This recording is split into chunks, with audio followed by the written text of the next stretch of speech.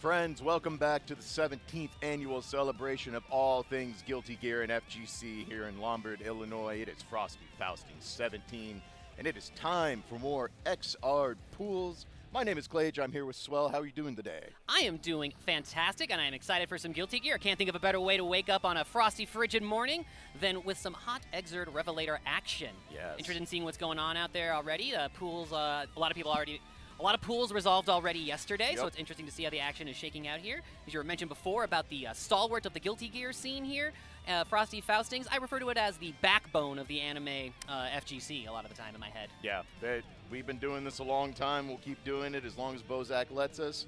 But we have more champions to crown. We finished up Plus R yesterday. Today we'll be going all the way through Exerd, all the way through Strive. So if you are jonesing for more Guilty Gear, you have come to the right place. Absolutely. Interested to see. I know that we got a lot of players traveling in from outside the country too, as these events get bigger and bigger, and it makes it more of a destination sequence as well. Like, you know, some of the larger majors over on the coastal cities had that for a long time, but now with these Midwest tournaments popping off so hard, Midwest, we have so many tourneys out here that like a lot of international folks travel to as well. Yes, absolutely. I've got a contingent of Euro folks playing Guilty Gear that so you get to like see all these matchups and stuff that you don't normally get to see. Yeah. And with the advent of better netcode and rollback netplay and stuff like that, with the old games getting it, you have like folks running intermediate brackets and stuff like that where you can get that accessibility for new players, and it's not just dominated by the old heads. And a lot of those people who are either involved in those intermediate brackets or trying to like make things of their own because people just love these games, our old games are awesome. I love our old games so much because it's like a picture that you don't necessarily need to change and relearn every time. Yeah. God bless it. I tell people every time,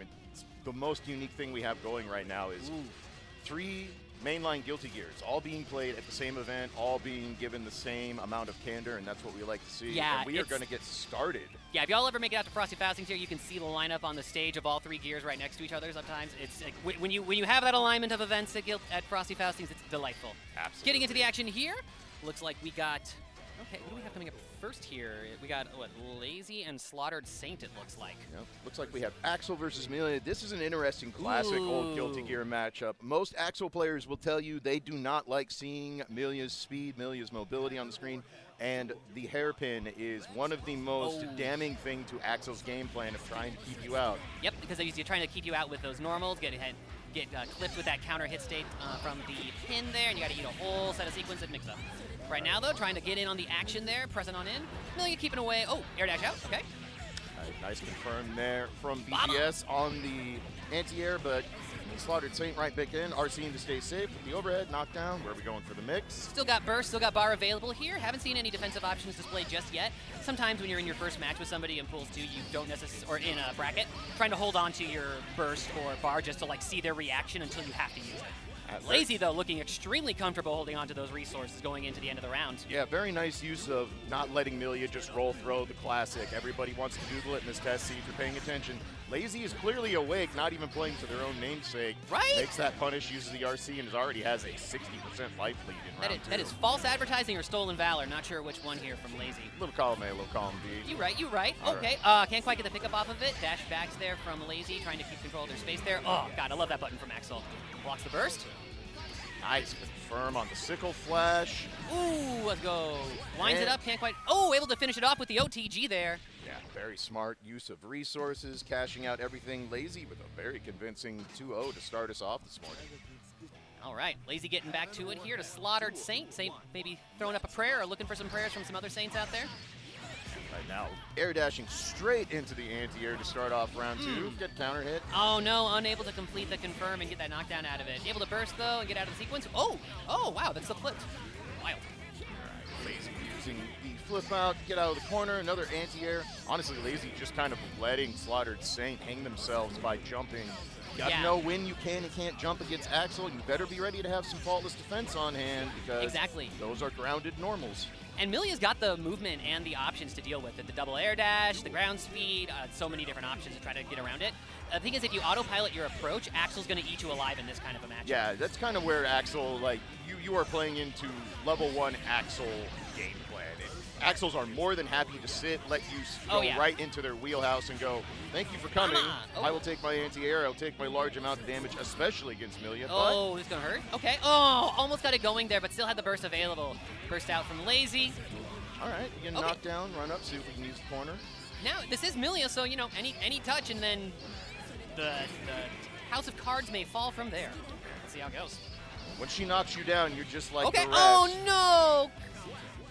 And Slaughtered Saint. Gonna go down 0-2 here. Nice clean game there from Lazy. Didn't get flustered. I really like the fact that the very first time we see Millia get any momentum, just burst. Yeah. I don't think you're baiting. I don't think you're paying attention yet. I would rather just push you out and force you back in and just stall all momentum out. Absolutely, and then also like makes me think of like when you think about which characters you're going to play at different times of the day too. High octane character like Millia, or somebody a little more relaxed like Axel, where you can kind of wait and like see how things go and take a read of the situation. It's always, I just find it interesting sometimes how these things all play out. But either way, that was our first match. Slaughtered Saint sent to the lower half of the bracket. Lazy moving on forward. All right, up Ooh. next, we have a name I've not seen in a while, but I'm very familiar with. Yeah. HellSap up on the sticks. And BonelessBacon. So HellSap's been around for a long time. Yeah. If I recall, was a Zappa player in XX. Definitely ran into him in some old Frosty Fausting events back in the day. Yeah, believe is a Jacko main now in XX. Oh, if I recall. that fits for the play style Yeah. from like what I recall about how their Zappa played out. They also had I remember seeing them play a lot when the rollback was first reintroduced for the different gear for both Plus R and then XVII. Yeah. So cool to see that HellSap made it out to the event as well. BonelessBacon, can't say I'm aware of who Yeah, that one is. that's the fun part, especially like Oh, yeah. early morning pools. You always get to see, and at these new events, thank you to Rollback Netcode, and thanks to the massive grassroots movements in these games. Shout out to Pat and Irene for Extra Tuesdays, for Only Mids, has built up this community so much. You get to see new players, new faces, and the best part about that is new play styles, because it's XVII. It is one of the most expressive games you can play in the FGC. Oh, there's the Jacko, just like you were calling there. And like, not only with it being XVII and like new playstyles being developed, but we as like players have gotten so much better like at a baseline in terms of information dissemination and elsewise that like it's entirely possible to see tier lists start shifting around now that like we've got new people exploring stuff. Yeah. And for those of you who have only played Strive or coming in, checking out the old Legacy Guilty Gears, going to see a very different version of Jacko in this game. Very different. What if I told you you were going to boot up a 2D air dash fighting game and just play a MOBA instead?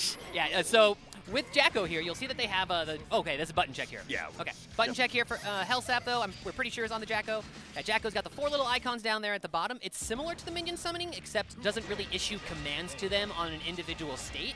They go a lot more autopilot, so you're able to place them, and then there's a lot of intricacy with how you can activate and trigger them from there. But, you know, it's a lot more, it's more complex, but at the same time, less directed.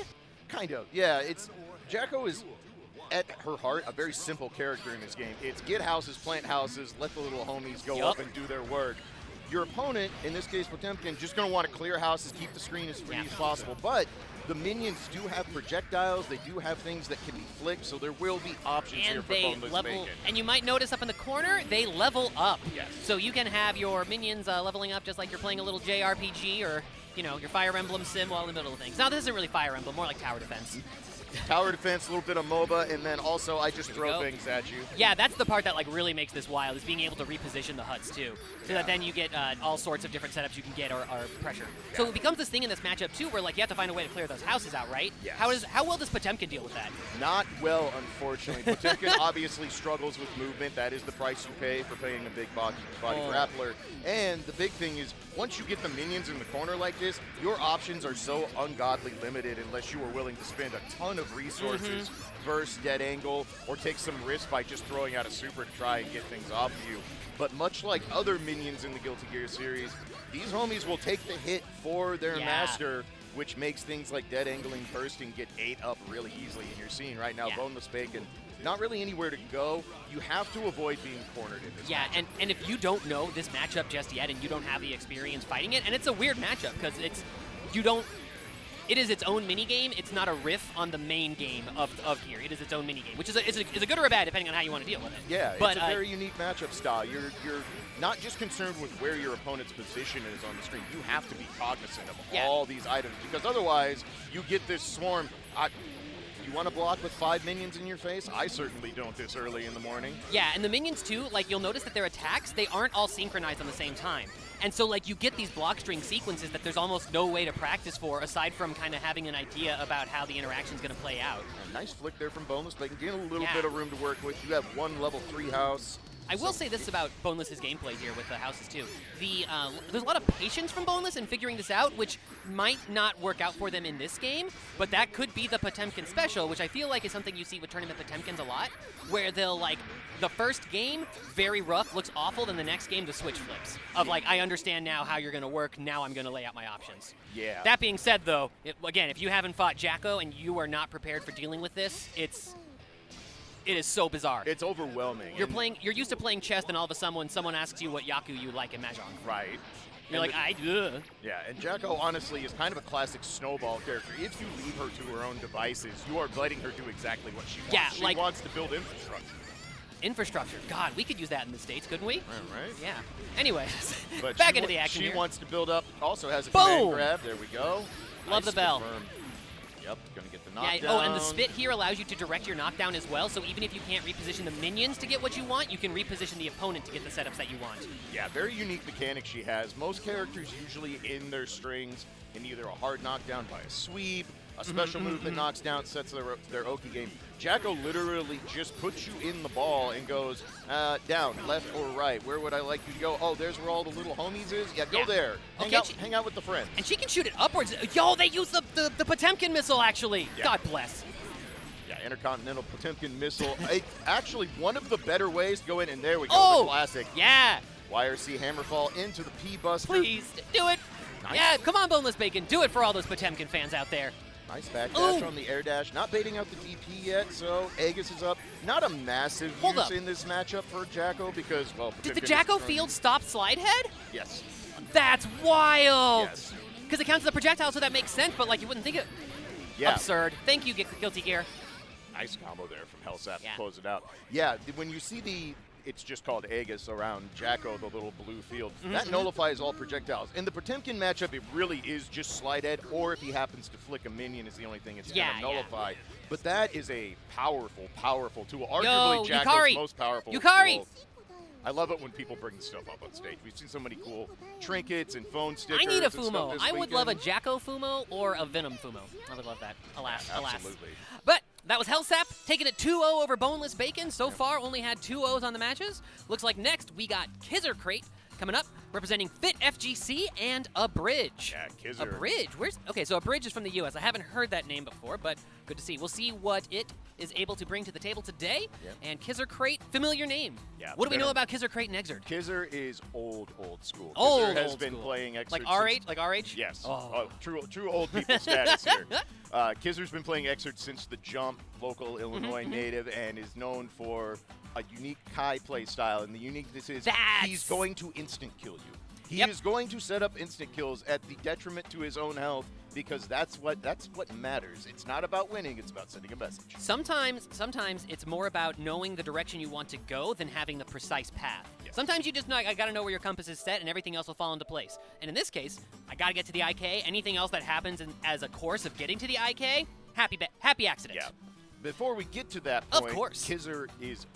Kai is fundamentals the character. Always has been in Guilty Gear. One of the best beginner characters you can pick up, especially in Exerd, has a very straightforward game plan, very obvious use of meter, and has one of the most important things you can find in Rev 2, which is safe offense. The FF7 shirt, love to see it. Kizzer, why are you staring like that? You ain't got to stare like that, Kizzer. You ain't got to stare like that. How do you know? How do you know that we're talking? All right, now looks like we get... And Abridge over there, it is checking its buttons right now, cracking the knuckles, getting ready to go. I think it is aware of the trial that it is facing right now. It's going to play Raven right now for Abridge. Oh, so we're getting two... I have long referred to Raven as Kai with wings in this game because they both have a very similar game plan. Big, long buttons. I love that FF7 shirt. I got to say it. Kizzercrate's fits every time they're on stream. They understand the mission. Right. Into the game, though. So sorry to distract from that. No, you're fine. Raven is Kai with wings. Yes. Both characters play a very fundamental style game. convert into a knockdown. They both look great with their hair down. Start your basic ogre game. Both look great. Raven, of course, our loving little edgelord here in Excerpt Rev 2. One of the edgiest boys you will see in all of fighting games. I hate that he makes an ooh-woo face when he's being hit sometimes. Look, man, our Lord and Savior Daisuke decided that one day we need to have an excitement meter in the most literal sense of the word, and that's what we got. We got Raven. And the only character to exist canonically within real world canon and Guilty Gear, if I recall correctly. Kind of. Like lore-wise. Anyway, that's neither here nor there right now. We will be here for 6 hours to even start on lore if we go down that rabbit hole. But right now, a bridge. Nice RC dunk. Very well. All right, take Let's go a bridge. Okay, don't know where from the U.S. that a bridge is from. I but believe it said California. Oh, California. That's where it's from. Okay. Sick. Right. California homie. Boom. Gets the throw. The dash in. Of course, if you've never seen Raven play, has the glide. Also important to note, his forward dash does have iframes once it gets going. Kind of similar to how Slayer works. Not nearly as easy to abuse the iframes, but good Raven players know how to space it out. And right now, a bridge looks really solid. The Kizzer finally gets knocked down. The enhanced stun edge through the split seal. Kizzer going to opt to burst, can maintain the corner. Greed Sever is blocked. Blocks the Greed Sever, blocking the first Greed Sever in bracket. Always a nice reassurance. The dash from Raven is really interesting because it's almost like the opposite of an Eno dash in certain ways.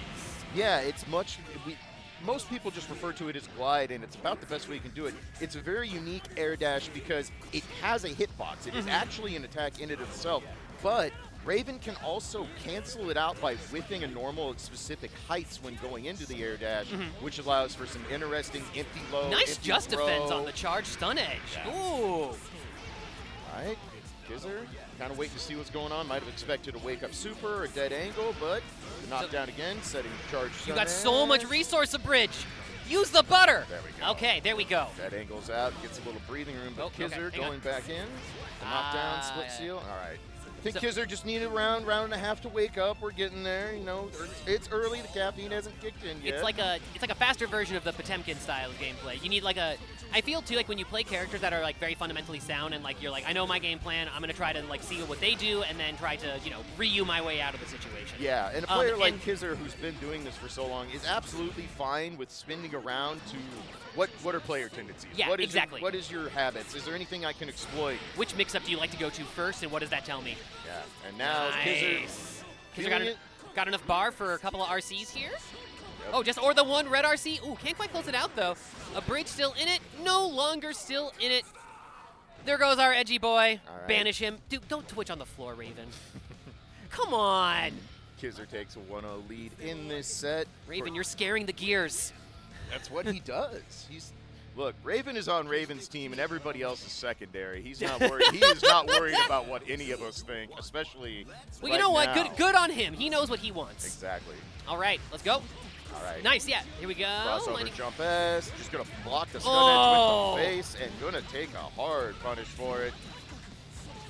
It's so hard when you are up against somebody who has like a little bit of name if you're up against somebody who you're familiar with, it is so hard to not let it influence your impression of how to play the match. And like that's a separate skill into itself. I'm not too sure about Abridge's history, so I don't know how much experience it has with that. But like, yeah, it's very difficult to deal with. Yeah, and that early burst there, after having the round that close previously, that Abridge does not want to let go of momentum. So like that burst coming near right away in the round, Kizzercrate was kind of ready for it mentally. Yeah, absolutely. And that is a big challenge is fighting games are so much more mental than they are just execution and recognition. And if you recognize a name and you let it psych you out to start the day, that's not where you want to be. But right now, Abridge looks like getting the confidence back. Yeah, good combo. We got some excitement going. Holds it down with the Orboki. Let's go. All right, very clean. Nice turnaround there for Abridge. Not going to go quietly. Let's see how Kizzer wants to adjust to this. Flip the script a little bit. Okay, get some excitement on deck here. Take some damage out of it, but does get a little bit of excitement. How's Raven on the defense modifier? Like, can Raven afford to take these hits? So Raven doesn't have very good defense, unfortunately, but Raven does have level 5 guts. So once he gets below that 50% threshold, his defense does go up a large amount. So, okay, check it out. Yeah. What's gonna happen?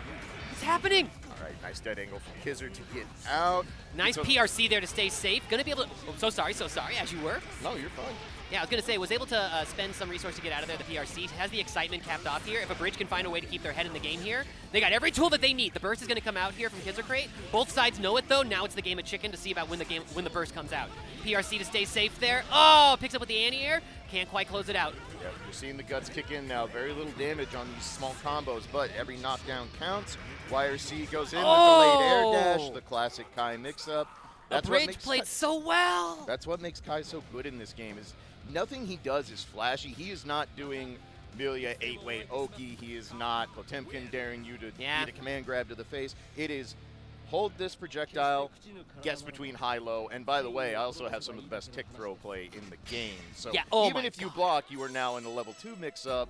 That's what makes Kai so difficult to play. Again, safe offense in Xrd is king. If you can play your offensive game plan and disengage safely while forcing your opponent to at least hold 1, possibly 2 guesses, or convince them to either spin meter by a blitz, dead angle burst, whatever, whittle down the resources, that's worth its weight in gold. Both those characters play very smart, safe offense, and it's very momentum-based that. Who gets a knockdown, kind of got to hold it for a while. Yeah, and also, and plus they both have a very strong projectile for that matchup, in that Kai has Stun Edge and the Enhanced Stun Edge, and on top, and then Raven's got Needle YRC, which honestly, I feel like maybe we could have seen a little more Needle YRC. Yeah, we saw some Needle and pursuing in after it and getting a confirm off the Needle, but I don't think we saw too much just like, Daisuke take the wheel, Needle YRC. And that is another hallmark of good Xrd characters. If you have a good YRC that is just, I'm done playing neutral, I'm tired, I want to get things over with, get to lunch, go forth, little projectile, hold down the neutral. Is your meter green? Have fun. Exactly. And we're going to see more of that all throughout the day. Yes, YRC, indeed. obviously, a very, very unique mechanic to this version of Guilty Gear. 25% to literally cancel the recovery of almost anything in the game is a very, very powerful tool. Yeah, something especially you have once to you account can, for. especially once you can if you can separate it out from the projectile so that you get the cancel. It's extremely powerful. Like when I first started playing Xrd Revelator, my first thought of the first couple hours that I was playing was like YRC is so dumb. Negative. Negative. But then after a week, I'm like, YRC is so dumb. Positive. Yes. Okay, so speaking of dumb positive, and I mean that in the best of way to him, we got Krackatoa coming up, which if you haven't seen Krackatoa's Balatro setup combined with Xrd, it is something else. Yep. I would say an engineer of the game in the truest sense. Yeah. Then we got Andrew Yu pulling up as well. Both players hailing from Canada. Unfortunate neighbors of the North team kill, but so it goes. Yep. No, Krackatoa, of course, Faust main in everything he plays, playing the Mad Doctor. Life even, in a real way. Right? But he plays the Mad Doctor, but I like to refer to him as our Guilty Gear Mad Scientist. If he has an idea, he's going to make it come to life. And if you have not watched Krakatoa's content, you haven't seen the in real life Danger Time setup, highly recommend you check out Krackatoa. Yeah, He's been making awesome things for the Guilty Gear If community. you are someone who likes fighting game content for the sake of what can we do to stretch these games, Krackatoa is excellent. Now, all this being said, I don't want to undersell Andrew Yu. Can't say I'm familiar with their gameplay, but there are a lot of secret OD warriors out there. Especially up in Canada, yeah. Very thriving Guilty Gear scene, has been from a long time. Some of the most successful Xrd players in North America hail from Canada. Peppery Splash has a long history in this game. Romola has up in Canada. Her soul has been dominant in this game for many years. So, Ooh, okay, here we go. There's the knockdown there. Krackatoa, Andrew kind of taking a little bit slow here, feeling things out. Nobody making too many big high commitments. yeah. Faust here, always gonna be hunting on grinder there, scared of the commitment. Yeah, and Faust, of course, plays the very, very similar game to how he plays in Plus R. Oh, yeah. Items are the name of the game. Faust is unique in Guilty Gear because he's the only character who truly walks into every matchup and says, you will adjust to my game plan, not the other way around. You have to account for my items. You have to account for what's on screen. I dictate the pace of play. The only way you're going to stop me from doing that is literally living on top of me and not letting me play anything about the game. And on top of all that we're saying about Faust also has some of the wildest unique movement options in the game that nobody else can really replicate. Yep. And it's such a strange package. It also has his normals, I would say, are very strong. Yes. Faust Boom! thrives I on love that buttons, dust. and Are you kidding me, Krackatoa? Yup, the classic. Yo, time to operate. Our first IK of the game. Now, if you're new to Xrd, you haven't watched a lot of Rev 2, the IKs are not just a statement thing. It's not, I'm styling on my opponent. It definitely can be that. But comboing into IK is a very, very realistic form of execution in this game. It's important because a lot of those setups that people have for IKs at the end of a round, they are not only untechable, they're unburstable. Right. Like, because if you just deal that out in a chunk, it's gone. Yeah, a lot of characters can do a grab and then go into a Roman cancel, and, well, you can't tech. You are in a grab animation. Your burst is locked out, which means if they can combo into that insta-kill, it's guaranteed. Right. It's not dissimilar in concept to in some of the newer Tekkens, like the Rage Arts and stuff like that, of stopping your combo just before they get access to it and then finishing them off, so they can't get access to their comeback mechanic. Not that burst is entirely similar to that, but there's a similar principle at play of you want to chunk the health bar all at once so they don't get access to the thing. Yeah, nice turnaround here from Andrew Hughes, kind of held down the corner. We got an even game right now, but now Faust back at range, has plenty of items out. The little homie coming out. It's so hard. Like, you can't because Faust items are coming out so random every time, you cannot autopilot your offense into Faust because you literally can't predict it. You can try to find the angles that are the least dangerous all the time, but even then, there's options that counter those. Yep. It's really hard. And then you get situations like that where you get your knockdown and the big homie comes in and ruins your day. Oh, buddy, first of the day. Let's go. Get the air horns out. Danger Shout out to time. Callisto. All right, we got our danger Let's time go. combos Let's go. down. Very, very nice conversion. Gets thrown there. Danger time over, though. We're good. Backing out. 100-pound weight knocks things down there. Krackatoa taking their sweet time getting up off the floor. Both sides got burst here. There it is. One side got burst here. Clipped out. Doesn't fall into the poison cloud, though, thankfully. Black Hole Sun holding it down. All right, baits the burst. And Krackatoa going to finish things off with a clean 2-0. Very nicely done from Krackatoa there. Such a strong player, making it work. Yeah, that's the cool part, is like we talk about all the content, the mad scientist stuff, and it is amazing. Krackatoa is no slouch. He's a very strong Faust, plays the character to the T fundamentally. That's one of the things that you see with these people who have, with players who have ways of breaking down the game with so much attention to detail, not just in playing and executing within the game, but in like the under the hood of the game. Yes. And like when you it's so sick to see how people find different ways to like further their love of the games that they like. Whether it's like finding ways to like record music out of the games, or finding ways to like do music covers or make cool video montages. Krackatoa just like under the hood, like, can I make this engine part work with this part that shouldn't? It's great. It's beautiful stuff. Well, and that also gives like so much information about like how to play the games in general and stuff. Yeah, it's awesome. And Guilty Gear's always been like that. It is a game where are you a big numbers nerd? Do you like going deep into the system mechanics and figuring out little intricacies to maximize play? Yes. You can do it forever, but the thing is a lot of people are like, oh, Guilty Gear's so complicated, so hard to get into. It's still a 2D fighting game. You can go in, play base fundamentals, learn the system mechanics, just like any fighting game, especially modern fighting games.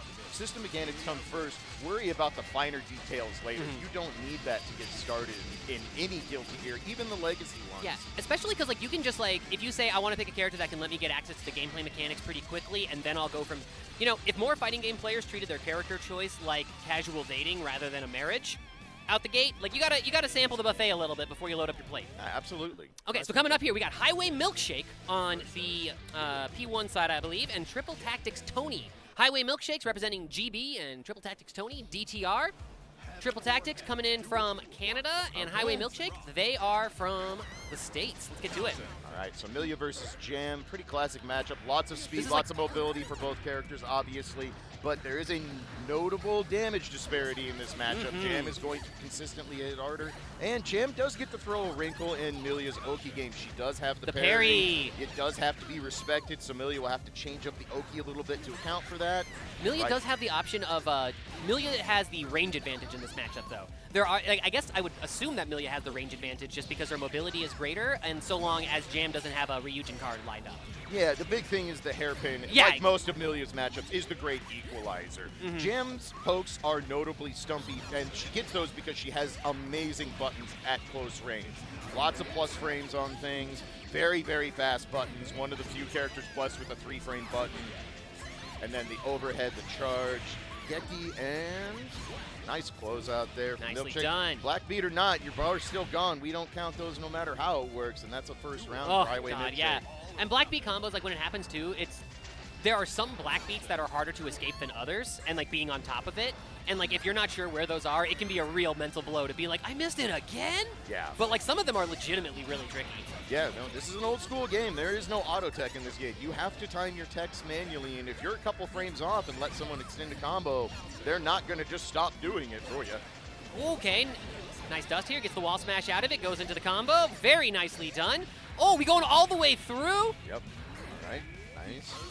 Oh, Jam gets the throw, RC, cards up. What are we going to do with it here? Like you said, there is that damage discrepancy between the two characters here, so let's see what... oh, burst out, got a... Yeah, got the gold burst. 100 so bar. Lots to play with.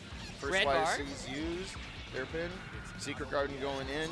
Nice escape there from Highway Milkshake. Secret Garden is some of the best Okazeme in the game, but you do have to get very specific knockdowns to force people to hold it. Jam with that mobility opts to use the charge reuse and to get out. And now... Ooh, very nicely done there. I love that from Highway Milkshake. Firing that off there just to get close and hold down the block stun. It didn't pay out after they were able to connect it, but sick stuff. Also, love how Millia looks like such a bad bitch when she's sitting on her JD. It looks so sick. Yeah, no, beautiful animation throughout this whole game. All right, we have fully charged Ryujin. Jam went to the right, but then Millia went to the left. I don't get it. All right, 5K knockdown. We're just charging all the symbols today. Gekkarin whiffs, though, going to get the knockdown. All right, I like the air dash back, just not dealing with the Oki, but... Yep, now we got the game of chicken with the Ryujin as well. Both sides know, both sides are wondering when it's going to come out and fire. All right, Blitz out. Wow, very nice low blitz on the 5K to say, I'm not dealing with this. But in return, Highway Milkshake says, that's not real Oki. I'm jumping out, not dealing with this today. There it is. Yeah. Was waiting for like the flicker of any projectile fire. All right, Highway Milkshake from Team GB taking game 1. Yeah. Nicely done to them. Kind of Jam's equalizer in this. If she does get to charge Ryujin especially, but any of her powered up kick specials. Ryujin is kind of Jam's version of hairpin in this. If Jam is in the air or on the ground and has that on deck, you have to respect it. Yeah, and be very, very careful with what you do as Millia. Yeah, and aren't there some differences in how Ryujin works for the TK version versus the grounded version? Correct, yes. Almost universally, you want to Ooh, use the TK fast fall. Ryujin, just because it's faster startup, more effective for what Jam wants to do. So it has that extra wrinkle to like the combo routing and to the how you need to figure out how to combo into it. Oh, so that would be like a reason for why you might have to use like a jump install or something. Yes, very common tactic for Jams to pick up. All right. Whoa! Tactics trying to hold that Oki down by spending some meter. The YRC minigames have begun. Let's go. So right now, charging Gekkarin on deck. Oh! That's going to be a knockdown. Recharge. Short little combo there, but very nicely done. Yeah, Let's that's go. the big thing is all the charge cards usually allow Jam to convert knockdowns. And without them, it's very difficult for her to get knockdowns after long combos, why it's so important to get your knockdown, recharge, and go from there. That is the gameplay that Jam wants to run through. And that's one of the reasons why even if Millia has the pin as a great equalizer, you can't hang back and look for your opening and then play patient after you fire the pin, because then Jam can just Oh, that was so sick. The side swap and then the dive kick whip. Yeah, Millia, you got mixed, so do I too. Let me dance on your dome for once. Yeah, and of course, all the specials, the kick specials can be... That was sick! The PRC on the fireball to keep it out. Very good use of the mega puffball, cancels out the hairpin, and right now, Milkshake on the verge of closing out this set. YRC. Nicely done. That'll work. Very smooth gameplay.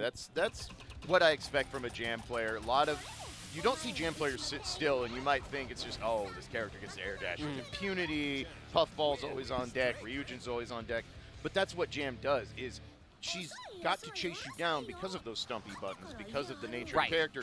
But at the same time, it also makes her annoying to catch. Oh, yeah, because like even if you get close to her, boom, 6H or boom, 5K or whatever. Yeah. Or whatever her vacuum normal is. 2H. Yeah, 2H, you have the aspect of, okay, Millia's going to chase down. Maybe I air dash, throw the hairpin, just control some space. You have to be cognizant if the Jam's looking for that, might get parried, you might get, if you have charge uppercut, that becomes a problem you have to deal with. So it's fun watching the Pixie characters go back and forth. But the difference is Jam doesn't really hit like a Pixie character. No, she does not. But yeah, big ups to Highway Milkshake and them. Moving on in the bracket, TripleTacticsTony. We are still on the winner side of the bracket, so TripleTacticsTony will still be around. You might get some more Millia action. I know we got at least one Millia. Well, we got a lot of Millias out there. What am I talking about? Highway Milkshake, very good dog. I got the little dog collar there. Big ups to you. All right, we got sweetxjam. Oh, another, wait. The sweetxjam does or does not play? I always get it swapped. sweetxjam does play Jam in XVII, but does not play Jam in +R. Right, ABBA in +R, right? Yes, correct. Yes. Oh, hey, Lesbian War Crimes. I didn't know it made it out. Hell Okay, yeah. No, I'm very familiar with them.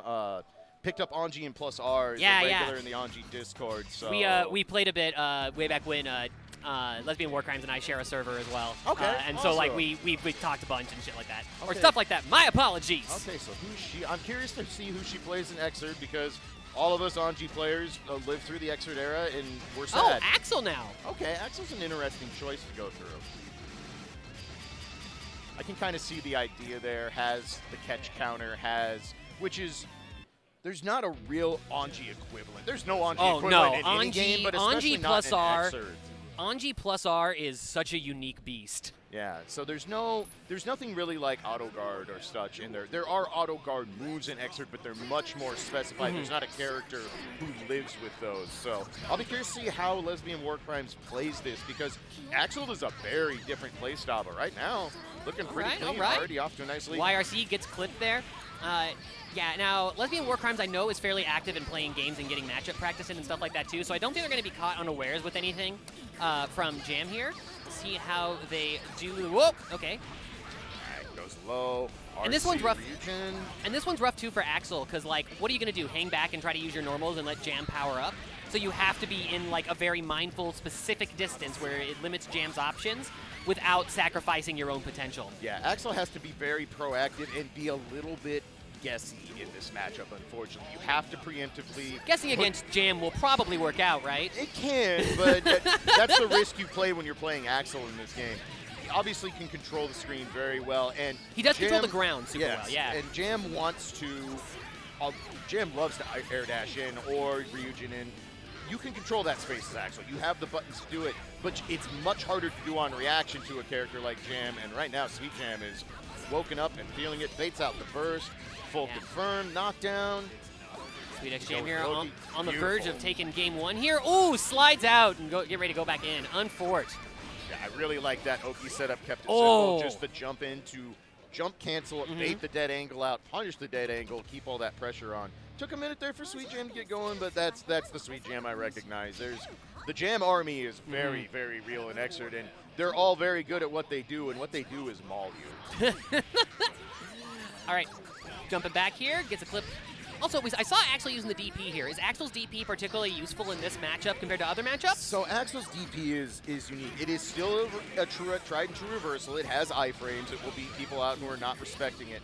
But its range is pretty weak for a DP, and it's not the fastest DP in the world. It is one of the easier DPs to work around, and a character like Jam has a lot of ways to deal with it. And unfortunately, it's one of those, if it's baited, you're going to take it on the chin. You're taking a rough punish from that. Case in point right there. Yep. Oh, the red RC into the blitz. Oh, come on, sweetxjam. Very smart there, trying to keep Lesbian War Crimes from getting her burst back early on by using the blitz. Eliminates a little bit of the meter and closes it out. sweetxjam already on set point. All right. sweetxjam here. Yeah, and I was going to mention too, like with Jam 2, we mentioned about the high damage output and the kind of stubby buttons. In some ways, depending on the movement options, fighting characters with stubby buttons when you're playing a character with long range buttons is trickier to deal with because they get so close to you to where they want to engage. Your angles get too tight. Yeah, absolutely. Nice use there. Lesbian War Crimes using the YRC Rasengeki. Probably the single most impressive tool Axel has in his kit, and gets a nice life lead here, but... Nice. Oh, YRC's again, the movement. Trying to force the way in. All right, nice challenge there with the 2K. Gonna RC, try and get the full knockdown. Spending economy, Lesbian War Crimes. Yeah, no, that full bar is gone already, so gonna be intention penalty for a good bit here. All right, try to bait out with the counter. 3 in a row, nothing doing from sweetxjam. Goes in with the jump. Beautiful confirm, the RC. Drops it though, not quite able to close it out yet. Lesbian War Crimes, a little bit of life. Okay. Rasengeki. We got burst here from sweetxjam, so even though it looks like sweetxjam might be kind of trying to play cautiously here, they still got that safety net on the back. However, like we were talking about earlier, as you get lower, and at this point now it's in strike distance. Oh, is this dead? Not quite, but down to the last pixel. Oh! YRC in. Yep, the Jam YRC in was very nicely done. Tough break to Lesbian War Crimes, but big ups to it. She played very well. Yeah, and we got... And that'll be sweetxjam. Moving on. Did they get a haircut? Looks like it. Yeah, Looks I'm like so it. used to. I feel like they had longer hair last time I I saw want to them. say you're right. I'm also terrible with faces, so I'm not the authority. I think on your that by face is any great. stretch. Thank you. Thankfully, so does my wife. Well, hey, it's just Guilty Gear here, okay? All right, we got O2 Boys Bug Perfectly Babbaloo coming up, going up against Cam. Oh, Cam's name strikes a bell. I recognize Cam's name. I don't remember who they play. Okay, and okay. I did see Babbaloo in commentary yesterday. I can't remember what they were working. So Gotcha. I don't think I've seen their Rev 2 counterpart yet, so I'll be curious to see who we get for a matchup here. Gotcha. But we are winding through pools here. Indeedo. We are going to go all the way to the finish in Xrd today, so we'll have pool action all through the morning, top 48 in the afternoon, and then we will cap off our top 8 this evening. Look how many people are here to play Guilty Gear, and it's before noon. If you can get this many anime players out in one place before noon, oh. That's how you know you've done something special, and Yeah. Frosty Faustings is something special, and this is the hallmark of Guilty Gear. This is the Guilty Gear major. Guilty Gear gets featured at every major, but different regions have their speciality, and this is all about Guilty Gear to start. And there's a different energy in the air too. When an event makes, it's all the Street Fighter 6 players here, awesome. The Street Fighter 6 brackets, very cool looking.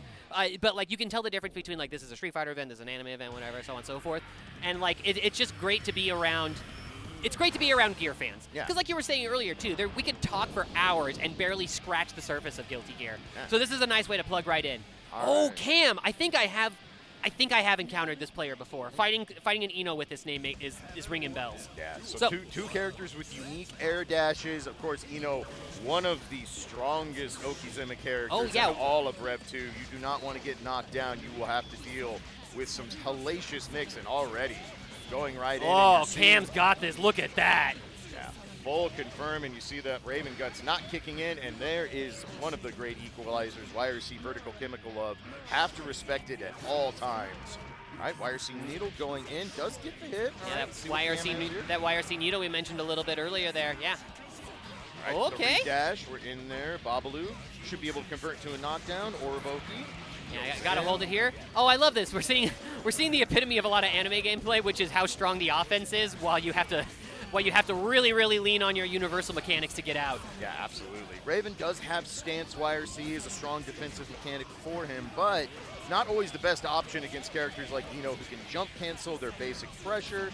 And now, the super block. I was wondering when we were going to see it getting to that point. It's like, all right, when's the desperation coming? Babbaloo tries super out. Cam, nothing doing, says, I will take my first round, and we will move on to round 2. Yeah, there's some value in doing that early on in the set, though, too. You put it out there like, I'm willing to do this, be ready for it. Yeah, there's very important, when you're playing a short set, which is what you're doing in every set in a tournament, until you're down to winners, losers, finals. Oh, that was sick! Yeah, being above the, I don't think that they did that on reaction, but doing that YRC, thinking that the low is coming, or just like, I'm going to do the YRC just to see, it's so sick. My guess is Cam expected a preemptive jump back dash and just like, I'm going to cover the space. It just happened to be a low. Instead, is like, oh, cool, I'm going over this. But Raven snuffs out the air approach, gets the grip, and now has the corner. What's going to be in play?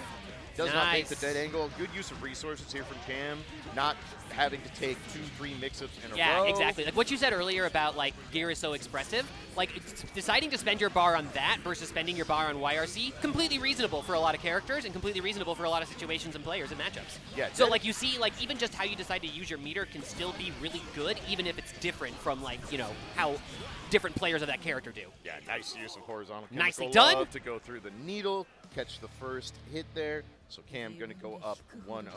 Honestly, very clean, confirming all the Eno combos. That's what you want to see early on. Is someone warmed up? Are they hitting all their confirms? Eno is not quite the execution monster she was in the XX series. She's a little bit more simplified. Yeah, you don't have to 6 FRC6. But make no mistake, she's still a high-demand character. Oh yeah. Who is not easy to execute, especially when the pressure is on. So seeing those confirms, Cam probably feeling good, but especially with the character-specific elements of Guilty Gear, like all the different weights and strange body shapes, etc. Yeah, one of those things that you don't see as much anymore. These legacy games, there's a lot more character-specific combos, character-specific hitboxes. I think about it like texture almost. It's like when you watch older films and you can see some film grain on the reel, and in some instances it adds a lot to it.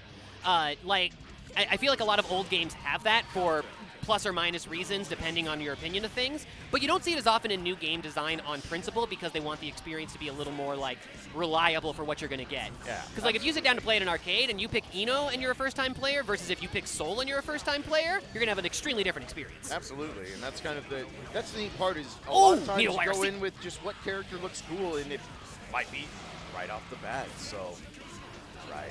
Cam actually down a little bit here. Babbaloo seemed to be making adjustments, kind of avoiding the chemical love spam here, but... Ooh, negative penalty. Don't want that. Don't want that. Oh, okay, so I see. I think I see here. So Babbaloo already had... So Babbaloo spent time getting wailed on by the Oki and mix-ups and trying to get in the mix and get in that ass, as we say. And now is just trying to play back and let Cam try to determine the angle of approach and letting Cam try to come in at ways where there's not an optimal angle for Cam to get in. Yeah, right it's now. Like Babbaloo's playing way more back and not really engaging too close. Yeah, Babbaloo seems to have figured out, it's like, the needle is really, really annoying, and it covers all of Eno's favorite approaches. So let me see if I can just snipe you here and there and go into Oki from there rather than trying to force the issue. Exactly, yeah. Dealing with chemical love, dealing with the 6P. Your dead angle, your whatever. Because if you're too far away for the dead angle, won't hit you. Yeah. Nice right. YRC. There, sorry, the nice needle. There's the needle again, just like you were talking about sniping her approach. Eno can Eno backdash in this game still? Eno has a very unique backdash because it's a very, very large distance. But the difference is nice that it's Babbaloo. unlike Potemkin, who goes a long ways but very slowly with a ton of iframes.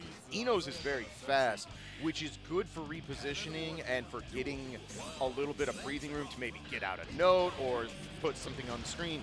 It's less good for just blatantly avoiding up-close pressure because it is so fast, has less iframes overall. So it's not going to be a get-out-of-jail-free card if she's in the corner, like it would be for someone like Potemkin or Chip's backdash, Johnny's backdash, for example. What about air backdash options from Eno? So air backdash options is actually one of Eno's safest play. If you don't know what's going on and you want to just kind of cover bases safely, air dash backwards, jump heavy is one of the best space control tools in the game. Any game where you got a proxy throw like that on a button and it's a pretty good button for your character, jump back, air dash, H, yep, okay, this makes sense. Yeah, very similar if you played old Vampire Savior, very similar like Sasquatch doing backdash kick. Yeah. Just putting out a massive button that's hard to challenge, especially when the character is going backwards. But right now, Cam... Babbaloo ran the same script as last time. They even got negative penalty again on that round. Yeah. What a bizarre game of where you can have getting negative penalty be like a legitimate strategy that you're working towards in terms of, like, you don't necessarily want it, but, like, Babbaloo had negative penalty twice, and it worked both times. Yeah, Babbaloo's kind of committed to a basic runaway style at this point. And until Cam can prove that he knows what to do about it, there's no reason to stop. Very important thing about fighting games, if someone is not passing your litmus test, don't pass it for them. Keep doing the same thing until they prove to you they will stop it. Yeah, and so now, what Babbaloo option here could be is there's the momentum tempo shift that you can do too. Like, I've been playing Runaway the whole time, and now this round I'm going to go in, and, like, suddenly throw the tempo change and see if the opponent can deal with it. Gear being as expressive as it is on a character-by-character basis allows for that kind of flexibility, which is, one of the reasons why we love it. Absolutely. All right. Oh, the double. Ooh. Could that have been on? No, that couldn't have been on purpose. No. The PRC throw was sick! Most likely an execution error there by Cam. Still some room to work with, but all the meter is gone. Going to be intention penalty for a good minute. And Babbaloo using this to the advantage. Oh, here comes the knockdown. There's the scratch. There's the orb and another scratch. Get on out of here. Yep. Nice confirm there at the end by Babbaloo. And Babbaloo going to move on with a 2-1 set victory. Cam sent to the lower half of the bracket. Babbaloo rocking the Frosty Chicago Skyline beanie. A lot of good Frosty merch out there. Got one of the snapback hats this year. Very nice. Yeah, absolutely. You haven't stopped by the merch booth. You're hanging out here. Or you can get stuff online as well if you're interested in any of it. Go get it soon. I promise you it's going to be out by the end of the day. Ask your homies to pick it up for you and run it back to the local if you got room in your suitcases. Definitely. So, yeah. We are moving right along, cruising through the pools here. So next up, we got Cadedac. Not sure if I know that name. Coming in from the U.S. And then we got Jazzy Drongo as well. Alrighty. Two names I'm not familiar with, so this will be a fun new experience. Yeah, that's one of the things I've been loving so much, too, with the rollback introducing new stuff to new people, is that, like, not only do we have more players just on, like, there's more characters, but also, like, we have more people that can like influence how these events go and stuff too. Yeah. And like when I say these events are defined by the people who are here running them and being here, like for everybody who's like, oh, I don't want to go there and just go O2 or whatever, it's like that's kind of like we're making the water that everybody gets to swim in. You know, Yeah. it's part of the whole experience and melange, if you will. I'm not sure if I got the right word there, so if somebody wants to contradict me, feel free. No, these things are about community. We are called the fighting game community for a reason. Everyone comes to an event and goes O2. It has happened to everyone who has ever picked up a fighting game. It's not a big deal. It's all about coming out and learning. That's the thing. You go O2, maybe you go O2 multiple times in a row. The first time you don't, you feel like a god. And you to feel that personal growth, that improvement, and that's what makes these games so addicting. Is the small little increments of improvement, which is a good knowledge, and that's a good growth mentality because like that's how it's not like a plant suddenly appears as a fully blossomed rose. Absolutely. It has to happen through being nurtured and tending one's soil and giving it attention when you can. Oh, Sin versus Leo? All right. So okay. Yo, the mint-colored Sin? Ah. So this is an interesting matchup because most Leo players will tell you they do not like fighting Sin because Leo, a very, very horizontal-based character. Leo wants to be on the ground, get into back turn stance, dominate neutral with, stand heavy and force mistakes out of you. There's this move. It's called Beak Driver. All of those spaces that Leo would like to occupy are about to be very, very busy, and you do not want to take it on the face. So yeah, as a Beak Driver, I used to play this matchup against with Venom a lot, and so like the far S range and Beak Driver range became kind of like playing chicken with each other. Absolutely. Except it's a game of chicken where they're driving a semi, and my reward is like I have to now pachinko you. That burst has been yanked. The soul has been stolen. We got a soul steal. It happened so fast. Yeah. It can happen to you. Absolutely. Nice read there from Strongo, but... Oh, try to get out of it there. I couldn't quite tell what Sin was going for there. Got hella resource here. Ooh, I like the gold burst there. Not going to deal with double the voltaic? Yeah, going in. All right.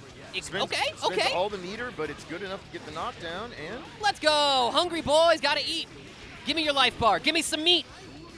Yep. Yo, bars. Again, Beak Driver's so good at controlling all the things Leo wants to do. Gets rid of the projectiles, holds down the neutral, and good should have enough. Yep. Beak Driver. Let's go. The Mint Sin. Oh, the Mint Sin from Jazzy Drongo going to work here. Cadedac on the back foot with the Leo. That's got to be the most neutral Guilty Gear color I think I've seen in a minute on this Leo. That guard bar is cranked, and to confirm it, this is going to hurt. Look at that damage, and that's on Leo. Leo's a healthy boy. Yeah, no, that's what happens when your grist gauge gets cranked in Guilty Gear. You will get opened up. You pay dearly for it. That was one of the hardest mechanics for me to deal with because I came from like a Street Fighter world when I was first learning this game, and I'm like, but I'm supposed to block. Yeah, no, it's the unique aspect of Guilty Gear. It is a game that not only encourages interaction, encourages aggression, it will actively punish you for being too passive. Through various means, the risk gauge, negative penalty, all those things. It is a dance. This is very much a balance of using your offense, using your momentum, but not conceding too much when you have to be on the defensive. Yeah, the risk gauge is really interesting because it's kind of like an aggro-oriented guard bar. Like if you played in KOF, you got guard crushes and stuff like that if somebody holds a block string long enough. And in this, you don't necessarily open them up, but then it becomes like, cool, well, the longer you get to block, the bigger combo I get to do when I open you up finally. Yeah, and in a way, it's honestly more stressful, more threatening to a player than being guard broken. Guard broken sometimes is just an inevitability. You have players who expect your passivity, and they're like, I will take the guard break and my punish off that. When you see your wrist gauge flashing, your heart starts beating out of your chest when you're playing. Nice! I love the RC to get to the food. Yeah. Of course, Sin has to manage the calorie meter, has to have those calories to do those amazing special moves. Let me tell you. That is the trade-off. Let me tell you, as a relatively new mother, the nutrition of a growing boy, whole lot to worry about. And if that boy was a gear, woo! All right, Bull Bash in here. We got the launch off of it. Oh, those calories going to work. Sin eating a healthy breakfast before going out to the competition. Got that carb load. Well, not meat load. Protein only. Nice tech throw there. Yo, that's like Luffy. Luffy likes protein so much, too. Okay, I see you, Sin. That oh, that positioning was so sick. All right, and the for Nice! Oh, trades. Yep. and correct me if I'm wrong here, but isn't Sin's DP like pretty beefy as far as DPs go? So range-wise, it's very, very short, obviously. But the difference The verticality? is, yeah, verticality short and horizontally. It's got a decent enough hitbox. It does its job. It will get people off you. The big advantage Sin has is, well, the calorie meter allows you to cancel special moves. And the special moves, that includes the DP. So even if you get your wake-up DP blocked or you go up and DP, you got a secondary bar that you can cancel to get what is in effect a Roman cancel in some ways, yes, and you have a secondary resource for it. Sick stuff. Yeah, no, that's one of the cool things too. Like when you finally decode a character in your brain in Guilty Gear, and you're like, wait, I see how they plug into the system. Yeah, sick stuff. Very, very interesting. Nice things fireball. You can do with Sin, like run up and just DP on someone on dash and see if they're doing it. If they push the button, you get a counter hit. If they don't, cancel it into one of your safe special moves. All's good. All right, Jazzy Drongo on set point here. Oh, tough break. Yeah, the dead angle not going to go through an overdrive like that. So.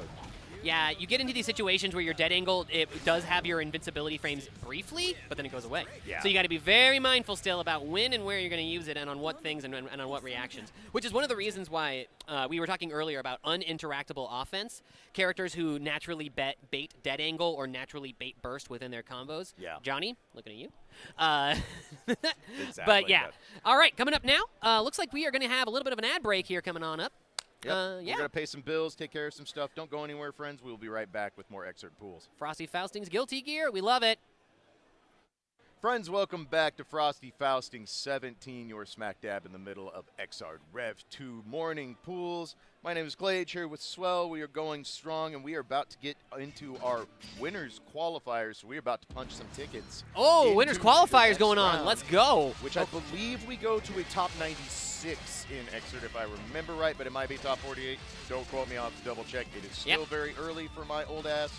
God, right? People are like, oh, you old people get up so early, and it's like, no, we only have so much energy, and then it's already gone so fast. Yeah, I'm married to a nurse, so she works 6P to 6A, so I also work 6P to 6A. I got my spouse is a therapist, so all sorts of times as well. But for now, Highway Milkshake coming back up right now. I believe Highway Milkshake was on Jam. Yep. That was it.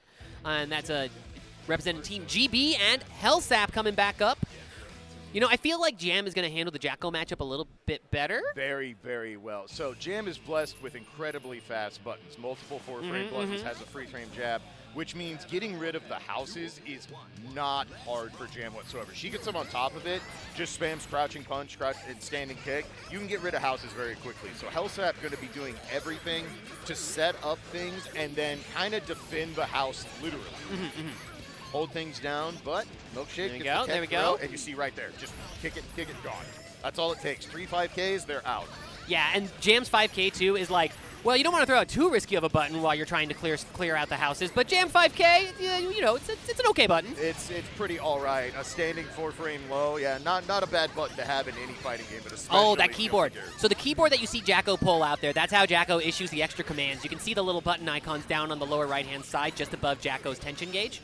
The keyboard that comes out is issuing the commands out to the minions. So it's similar to some of the stuff that Jacko can do in Strive as well if you're coming from that.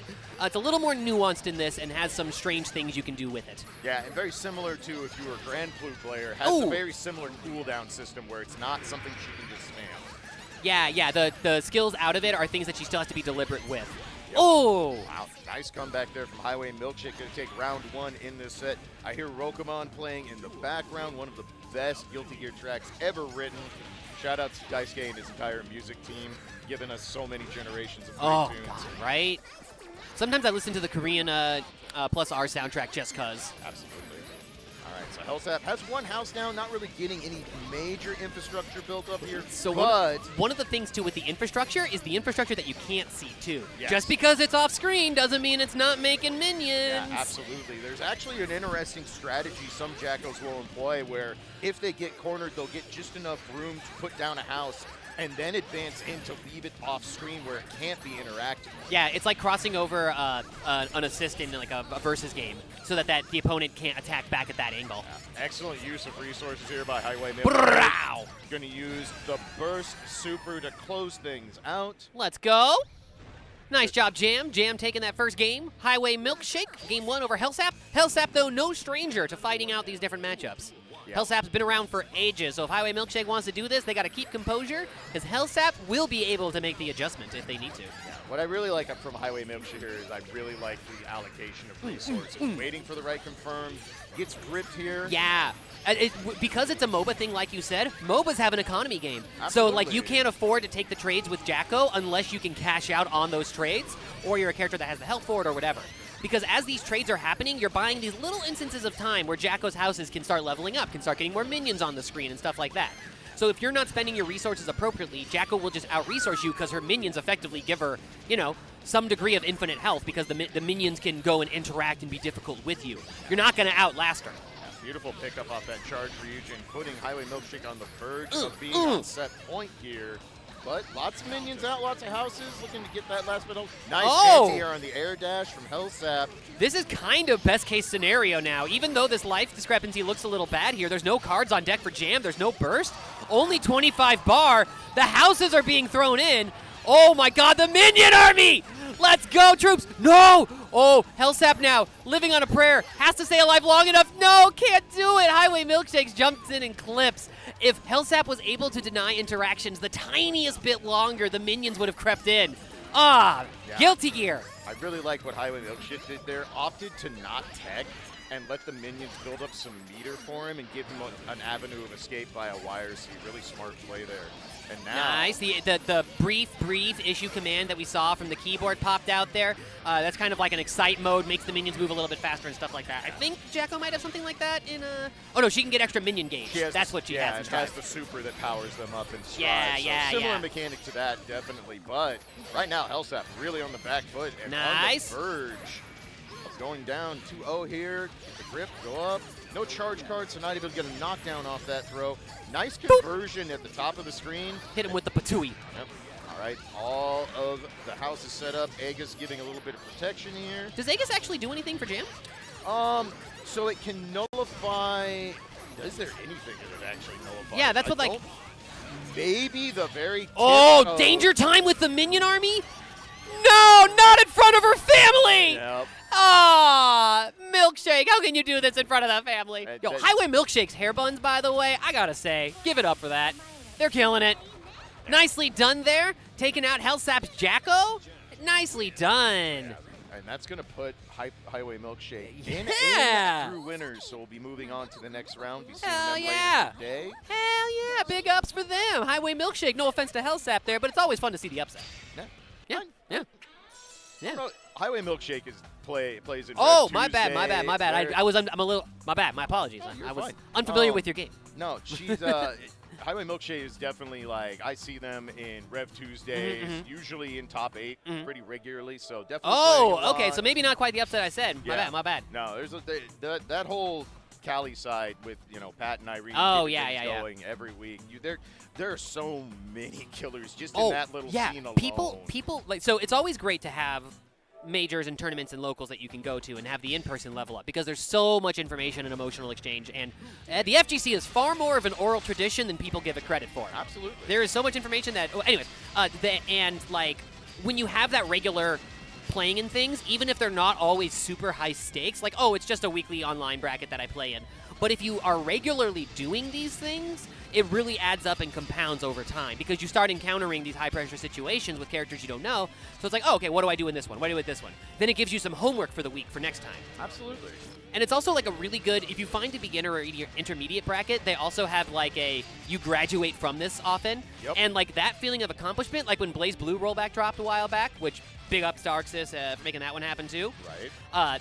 When BlazBlue rollback happened, I grinded to try to get out of an intermediate bracket, and it was so satisfying when I finally did. Yeah, absolutely. No, Irene runs only mids. One of the coolest XVII events you will ever see, where it is exactly what it sounds. Players who've gotten into the game but haven't won any kind of major event, haven't gotten to top 8 at a big event, and they bring them all together and have a true intermediate bracket. So, Yo, but this now is up next, Double old head. yeah. So sweetxjam going to take on Krackatoa. Jam versus Faust is a very interesting matchup because, again, obviously Jam wants to be in, wants to rush you down. Faust has all of the tools to actually keep Jam out, but There's a lot of propensity for trading in this matchup. Faust does have literally 500 different anti-airs, so you're not going to get away nearly as easily with going, I have Charge Ryujin, I'm just going to go ahead and let this rip. There's a good chance you're getting 5K, 6-speed, a mini Faust, a golden hammer is going to ruin your life. Yeah, There's a lot of things to account for in this matchup for Jam. But if she gets in, Faust, of course, doesn't have the fastest buttons, doesn't have amazing defensive mechanics, but right now Krackatoa already earned the corner, goes for another proximity unblockable, nothing doing. Yeah, so the proximity unblockable working slightly different from a throw, just so that it allows the thing to be able to work into combos and stuff like that. Correct, yeah. There are actually situations where you can even burst it on the first hit if it hits far enough out, so it's... Oh, that's interesting. It doesn't give the capture state right. Oh! Yes, correct. The Ryujin into the Blitz combo? Okay, okay. So sweetxjam is trying to save up for the Explodey combo and then playing Mario Brothers until they get in. Yes. Got it. sweetxjam definitely playing kind of the more traditional jam in this aspect. Just looking for enough room to either get Charge Ryujin, Charge Gekkerin, whatever is the preferred card in the matchup, and then go in, cash it out, get the maximum amount of damage. So that's one of the nice things too when you have these characters that have very discrete resources about that, because like you can say, is this a Ryujin matchup? Is this Genkirin? I think I'm mispronouncing Gekkerin. Gekkerin, that's it. Yeah. Gekkerin. I was thinking about Genkyo. Yeah, no, it's interesting. Like, if you go into the Jam channel in the Discord or the Jam Discord itself, they actually have a chart where they have the recommendations for newer players. Like, this is the card you should focus on in this matchup. Focus on this one in this matchup. Yeah. And the neat thing is, again, such an expressive game. You will have 4 different Jam players, and they will have 4 different card preferences, like which they prefer to go for, what they want to have stocked up first. And the thing is, too, is like in Guilty Gear, when you have that much texture in the game and room for player expression, you see a lot of different ways to approach the top of the mountain, but even from very strong players. So, like, it's still proven to be functional. It's so sick. All right, so... Speaking of proven to be functional, all right, we got Black Hole on deck here. Baits the dead angle, dives back in.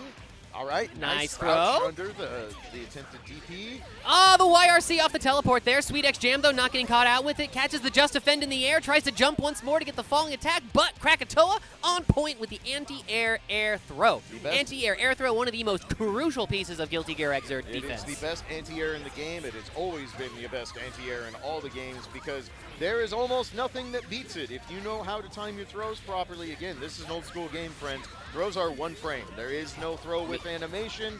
If you whiff a throw, you just get your heavy button. And if you're Jam, getting jumping heavy is not a bad thing to have happen to you. It's also why you should never be too upset if a soul happens to steal your soul.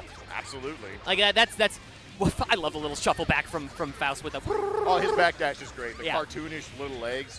The Xrd animation. Oh, the throw, that was sick. Nice call out there. sweetxjam not quite able to cash it out, but the parry will.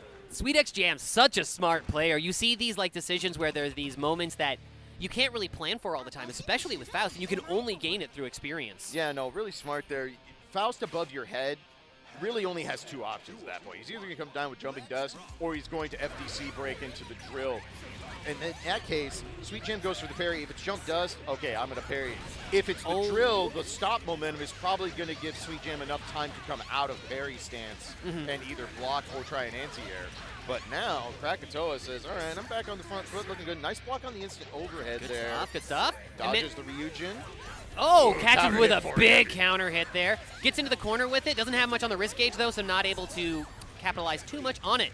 Nice blitz attack there. Goes for the full charge to try to weirdly deal with the meteors, but then gets clipped at the tail end of it. Yeah, interesting way to do it. You're already committed to the blitz, and you're like, well, I guess I kind of got to let this rock now. There's meteors coming down on my dome. Almost works out. Oh, wow. Nice! The Just Defend. Now, can you explain to me what happened there? How come the Just Defend immediately led into the air throw? So, instant block in Guilty Gear, if you're familiar with SNK, JD, same concept. Lowers block stun in this game. It actually lowers your block stun by 3 frames. So if something is +1, it is now -2.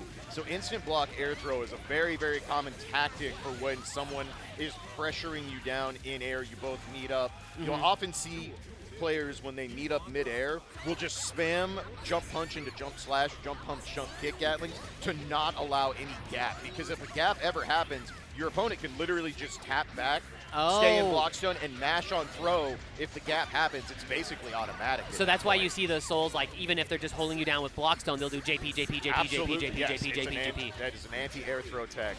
been around since all the way in like Guilty Gear X. Nice. I like that crumple and then trying to get as much corner carry as possible out of it before completing the combo. Yeah, one of Jam's underrated strengths is once a card is on deck, she has incredible corner carry at her disposal.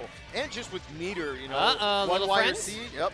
I'm not going into that part of town. I'm going to stay over here. All right, first Nice burst. Times it to try to get a punish out of it. Doesn't quite work out because Faust's hitbox was made by sane people. Yep. The overhead. Ooh, YRC air throw. All right, calls out. Gonna knock down the little greedy there. Little greedy on trying to extend the combo. Leaves the chocolate bar behind. I do not need it. Nope. All right, what's the play? Yo, Krackatoa got some Gene Wilder, Charlie and the Chocolate Factory vibes. Now that I think about it, Mad Genius. A little bit. Yeah. A little bit. Poison's on right now, so Jam getting inched out of her health there. Whoa! Got the pickup here? No way. No! Oh! One more interaction. What's the last touch gonna be? And Krackatoa actually. Krackatoa got it. Sweet Jam, like, bro, really? It's like that? Like, you didn't even get the double down on it. No, I'm actually really surprised. I thought that was a trade, and somehow Krackatoa survives by the literal skin in his teeth. And now, one thing go ahead. Let's see how Sweet Jam reacts to this. Those can be backbreaking in terms. Even when you have a lead, you're like, all right, cool. I've 2-0'd. I've done my job. It's time to go rest. Get ready for the next round. Not yet. No. Oh yeah, you have one bad drop. It can throw off your momentum. And like, if you already if you were already laying down your victory lap in your head, and then you dropped a combo, it's so hard to bounce back. Yeah, we have every max card on deck. Geckerin used. Oh goodness gracious! Yeah, this is gonna be a grip. We still got one more card on deck here. Not going to use it just yet. Oh, blitz out. Nice. Excellent answer to the air approach. Yeah, no. Krackatoa realizing that Sweet Jam's been going to that jump OP, which is very strong against a character without a DP. So he says, you know what? Universal system mechanics are pretty all right. Let me just blitz this. But back into the corner and now fighting. Ooh, clipped by the overhead. Really hard to react to that. Yeah, Sweet Jam goes for the hard burst. Nice fade, throws! And then goes up, gets the air grab. Going to close it out, and I believe that is a qualifier. That is a qualifier. Okay. Now we have a losers qualifier coming up. We got Hatsune the Miku, and we have TripleTacticsTony. So Krackatoa still alive in the lower half of the bracket right now. Yep, correct. And I can't remember if we're doing 3 out or 2 out. I'll have to ask when we're checking in. But yeah, I'm not sure. If it's 3 out, then Krackatoa is also out, but we'll be on loser's side. If not, we'll have to finish off losers finals in this pool. But we are getting down to that was G2 pool. So there is a losers qualifier for G2 coming up. So Krackatoa looks like is playing another qualifier, unless we're only qualifying one person out of that losers, and it's like a separate person. Yeah. So, Either way, though, we got Hatsune the Miku coming up next at Frosty Faustings, and we got TripleTacticsTony coming up. Hatsune the Miku. Do we know anything about this player? Haven't seen her yet, so we'll see. I mean, I would be stoked if it literally was just Hatsune Miku showing up on a Guilty Gear setup. I mean, who would not get hyped for that? I think that's the end trajectory for Guilty Gear DLC. We're going to get somebody who is an ArcSys Guilty Gear VTuber in universe to Guilty Gear. Like, I think that is going to be what we get eventually. I could actually see that. That would be really funny. I mean, like, I'm just saying, VTubers, I cannot overstate how much VTubers made Strive launch huge. I cannot overstate that. Absolutely, yeah. Been a huge Maury Calliope may be cringe, and you may not like that hip-hop, but it's facts. No, look, we were all stuck inside. What else are we going to do? No, look, I mean, yeah, no, I ain't judging. I ain't judging. It's like, I got rabbit ears on. Who am I to say anything? It's a very interesting aspect of Strive. But, yeah, I've really been enjoying that. I think it's so cool that we get the VTuber FGC events, you know, the Sejam Slam, stuff like that. There's so many cool events. Like, if you're like me, old as hell, you know, it used to be, it's like, okay, when's the next major? When's the next major? Yeah, when's my next local? And that was it, like, online play. Yeah, we didn't have. Yeah, and not only that, but, like, we didn't have, like, other ways to enjoy it, too. Yeah. Oh, Hatsune the Miku. Got the fit showing off, waving to the camera. All right, so it looks like we're going to have another classic matchup, Faust and Millia. How do you go by Hatsune the Miku and have not green hair? Maybe have more than one? Or have leaks? I think it could be. Get some leaks out there. Who we playing? We got Faust and Millia Rage. Okay, Hatsune the Miku playing on Faust. Faust, unfortunately, no magnet item for the mean. TripleTacticsTony, though, on that Millia once more. And TripleTacticsTony we did see on stream a little bit earlier, so this will indeed be their last shot at survival. Yeah, so this is, again, another classic Guilty Gear matchup. Hairpin is very effective, but Faust, again, has so many anti-air buttons. Millia has to be a little bit more guarded in the approach. Can't just quite bully it in as you normally would, and has to account for things like bomb bags, stuff like that. Nice RC. We're going to go ahead and take it to the corner. Hairpin, yep. Knockdown, what's the play? Nice safe backup, and then catches on the tech. Not able to get the Hairpin out again, so nothing doing. A nice forward punch goes up. The Faust classic. Very nice. Yeah, that Faust, what is that? JS also one of the really good, nice Faust air buttons there. Jump H is the Jump the H. stop, Jump H. Yeah, That's the one. Sign. The gold anvil gonna make us pause here for a second. Take Reflect a on things. Yep, absolutely. Nice, coming in with the dive kick. Meteor's coming out momentarily.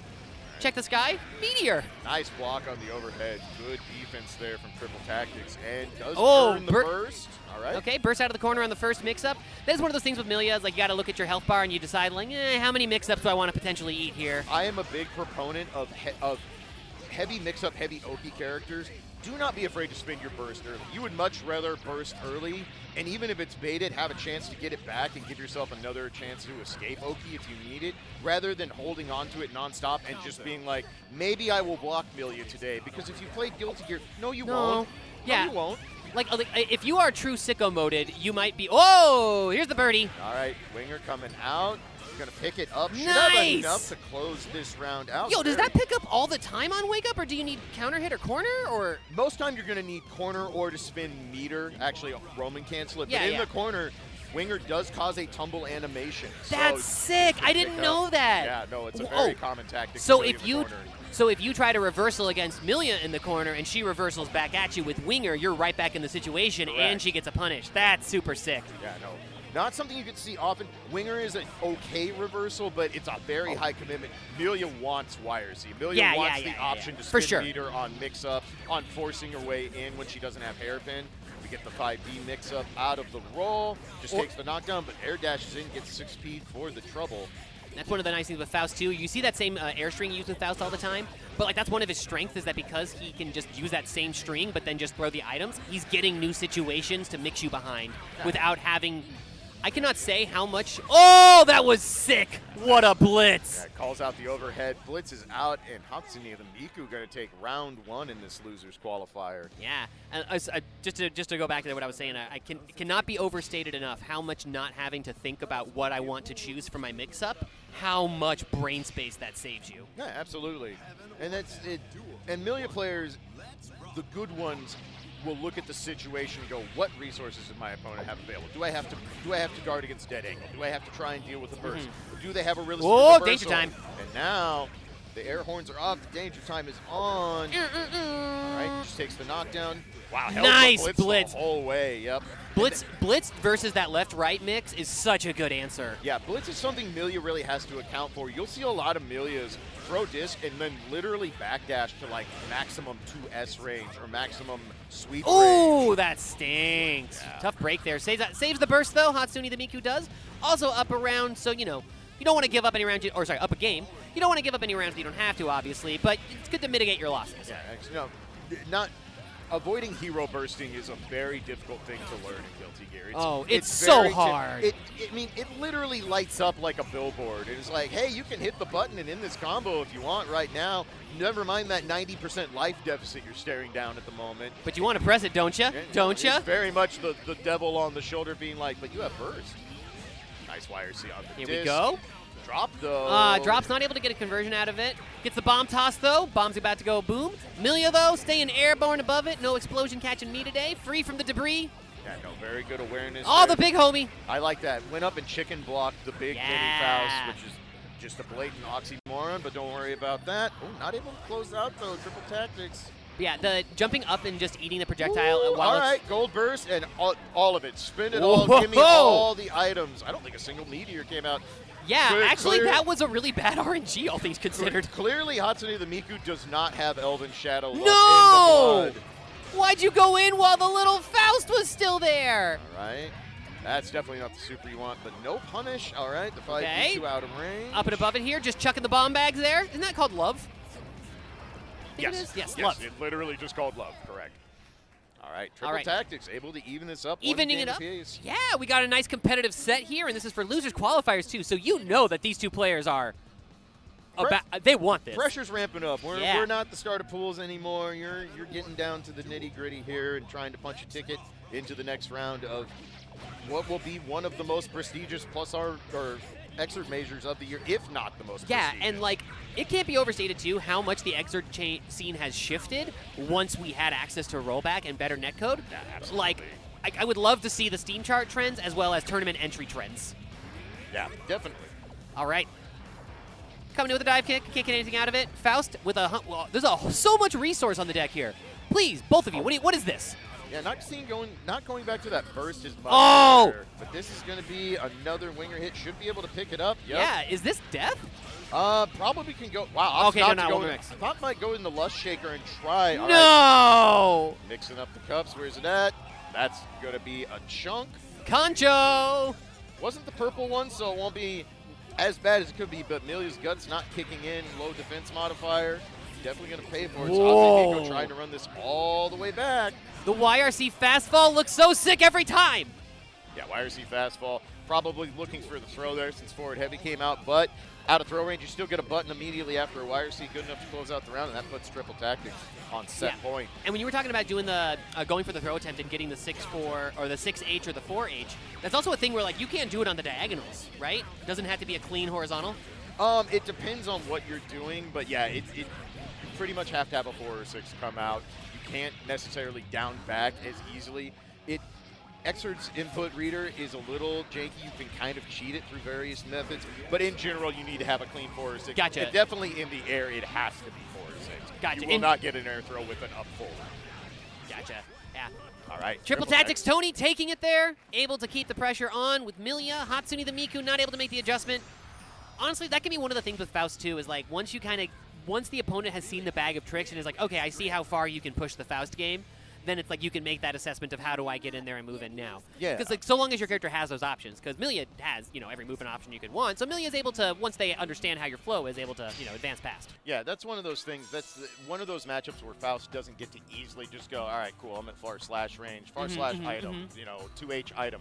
You have to really earn that right to start throwing out items in that matchup because Turbo Fall, Hairpin, YRC, anything. Or jumping to chicken block the thing in the air just to get it out of the way and clear the projectile. Which kind of reminds me of the with Ino trying to eat the note before it gets too close to you, so she has to deal with, she doesn't get as much active frames out of it. Same thing with the principle of jumping up and blocking the little one. Yeah, it's a really good habit to get into against Faust because you never know when he's going to strike gold, get the gold hammer out. You don't want to be pushing a button and then get counter hit, and then you're getting, is Millia, you're stunned. Like, guaranteed you are stunned for that. So learning to go up, I'm right next to it, let's chicken block, let's get this item off the screen, and then we'll go back on offense. Yeah. But and not only that too, but like if you do that while trying to maintain your forward movement as well, and if you can, so you're not having to jump back and losing your penalty for it, or trying to, as minimizing your back distance. It's a very interesting way you have to play stuff with how the tension pulse gain works with keeping your forward momentum. If you're ever wondering how come your opponents are getting more meter than you are in this game and you find yourself on the back foot often, you need to be going forward more. If you want to see the most complex equations of Guilty Gear, go read up about how tension pulse works. It's wild. Your eyes will glaze over. If you're a nerd player, don't worry about that. Just play go forward. the game and have fun. Go forward and you'll do great. Don't worry about that. All right. But, all right, we have another Kizzercrate. We got Kai versus Edgy Kai. Yep. Nope. Kai and Raven once again. Oh, yeah. This was the same Kai matchup we saw earlier. Yeah. So sorry for cutting you off there. No, you're good. So, yeah, same thing. Going to be very fundamental base. Both these characters have incredible range on their buttons, incredible safety on their offense. The first knockdown is going to mean a lot in this matchup. Whoever gets to play the momentum gets to really kind of dictate the pace of play. And right off the bat, Babbaloo with a nice knockdown earns the corner. Did they have to pick the matching colors? Come on. It is kind of cool aesthetically, but And, it's interesting. Kizzer's always played the same color. I can pick out Kizzer's color from a mile away. Yeah. Babbaloo switched it up on us, and that someone like me who is very into repetition and habit, when a player changes colors, I'm like, come on, man, now I have to think. You didn't need to do this. Remember. I was used to tracking the blue one. Now I gotta watch the. Yep. Kizzercrate with the meter advantage right now. Burst cashed out by PerfectlyBabbaloo. Tried to catch tech button, looking for tech buttons there on the grab, nothing doing. Boom! Sacred Edge, getting the follow-up combo, set to the grinder. Hold this. All right, nice and clean there from Kizzer. Both players use the burst, pretty even going into round 2, but Kizzercrate up 1-0 where it counts. We'll see if any adjustments get made here from Babbaloo. Yo, this is like major chord, minor chord for how how their tools work with each other. A little bit, actually. Yeah, that's a very good analysis. I figure with Gear, you can get away with the musical, metaphors. Might be a few music references to Guilty Gear here and there. Yeah, we'll see how things resolve. Right. All right, so Kizzer once again earning the corner. Nice dash out there from Babbaloo, getting a little space. Hasn't been able to get any momentum yet. There's that damn ooh-woo face when he gets hit. Ugh. Right, wretched. Nice grab. All right, go up low, keeping it simple. Yep, Kizzer says, "Now I'll DP you to it anyway. I don't care." The knee drop. Is that just a standard normal there, or is that a command normal from him? So that is Raven's down kick in the air. It works a lot like just think a dive kick that literally goes straight down. Yeah, kind of like, is it kind of like Mai's, I think, J2S? Yeah, very similar to Mei dropping the anchor on your head. Not nearly the block stun on it. Yeah. But it's very effective for what Raven wants to do if he's right above There's you. the negative penalty risk again. Babbaloo is running it again. Yes. See, that I don't think you want to do against Kizzercrate, because Kizzercrate's the kind of player that I feel like is going to be able to punish a meter discrepancy. Like, when you realize that you can start playing around the economy of a game as well, there's so many different gameplay avenues and options that you can get to if you're looking at things beyond just like, well, this frame will beat this frame or what have you. Nice clutch grab there for Babbaloo to stay alive, keep it 1-1 in game one here. Yeah, and like as much as I'm saying like, oh, I don't know about this negative penalty thing from Babbaloo, they're making it work every time. So who am I? I think it's a byproduct. Not obviously getting negative it's not the penalty. goal. It's not the goal by any stretch. But Babbaloo is very much like, you know what? I don't like this situation. I am going to reset the spacing I'm comfortable at and try and go from there. I don't want to overcommit. I don't want to end up in the Kai blender very early. So it's a byproduct of their play style. And I'm sure the next step in the evolution for this is going to be figuring out how to do that runaway without dipping into the negative penalty area, which is a very delicate balance. Yeah, and like it's not, correct me if I'm wrong, but it's not the same for all characters, right? It's negative penalty is much like Tenshin Pulse, has a lot of little nuances into what you can be on the verge of negative penalty and then do two things and it erases it all. It's a very interesting mechanic in that aspect. So, nice and when you're in the heat of the moment, you're just looking for positioning. You're trying to get to the neutral area you want. You're kind of just not that concerned if it's more important to be where you need to be to enact the game plan. Right, so Babbaloo with a little bit of a lead here, far from anything closed out. And speaking about with the neutral too, like when you have this long drawn out neutral in something, especially before someone has the game advantage, you get this situation where like you're both getting to experiment a lot and see what the other one does, and it also is teaching you, how do I say this? You sometimes need to figure out like how someone's going to play their defensive options to be able to like pin them down with pressure. Even playing neutral, you can kind of see how things play out and how someone thinks. So this whole round here, and if they're an experienced player, they are happy to take you to the decision tension point. What I mean with decision tension point is when you get down to that round end counter. It's like, this is one of the reasons why Under Knight's super cool. Every 17 seconds, you're at that decision point where something has to happen. Yeah. And taking someone to that decision point at timeout, it's a whole other mini game. If you're only used to winning rounds quickly, if you get taken to timeout, you might get your brain fried because it's just a whole different situation once you're having to count against the clock. Yeah, pace of play is important in every fighting game. Extra so in Guilty Gear because of the nature of the mechanics, encouraging a level of offense and interaction and aggression. Yeah, the tempo here a little more, a little faster rather than legato. Yeah, and I expect Kizzer probably going to be starting to pick up on the fact that Babbaloo seems to be wanting to be a bit more patient, really pick the spots. I'm expecting Kizzer to be a lot more aggressive here for the rest of this set. Yeah, that's one of the things. And so PerfectlyBabbaloo, I can't speak to their experience level, but Kizzer, as we said, been around for a while, so it's going to be hard pressed to find someone with more experience than Kizzer, relatively speaking. Went up to try and call out a jump out and nothing doing. So Babbaloo on the last leg. YRC needle. Okay. We got burst available from Kizzer here, and it wouldn't quite be a hero burst if they spent it. Not at all. They got resources. Definitely has to account for it if you're Babbaloo. And there it is. You go. Yep, Kizzer does. The YRC stun edge charge with a seal. That was sick. All right. Tries to go up, holding it down. The air neutral. Safe pressure. Let's go. Oh, the JD. Yep, sick stuff. Kizzer taking it. What I was gonna say with like playing the longer neutral and having like the player experience too.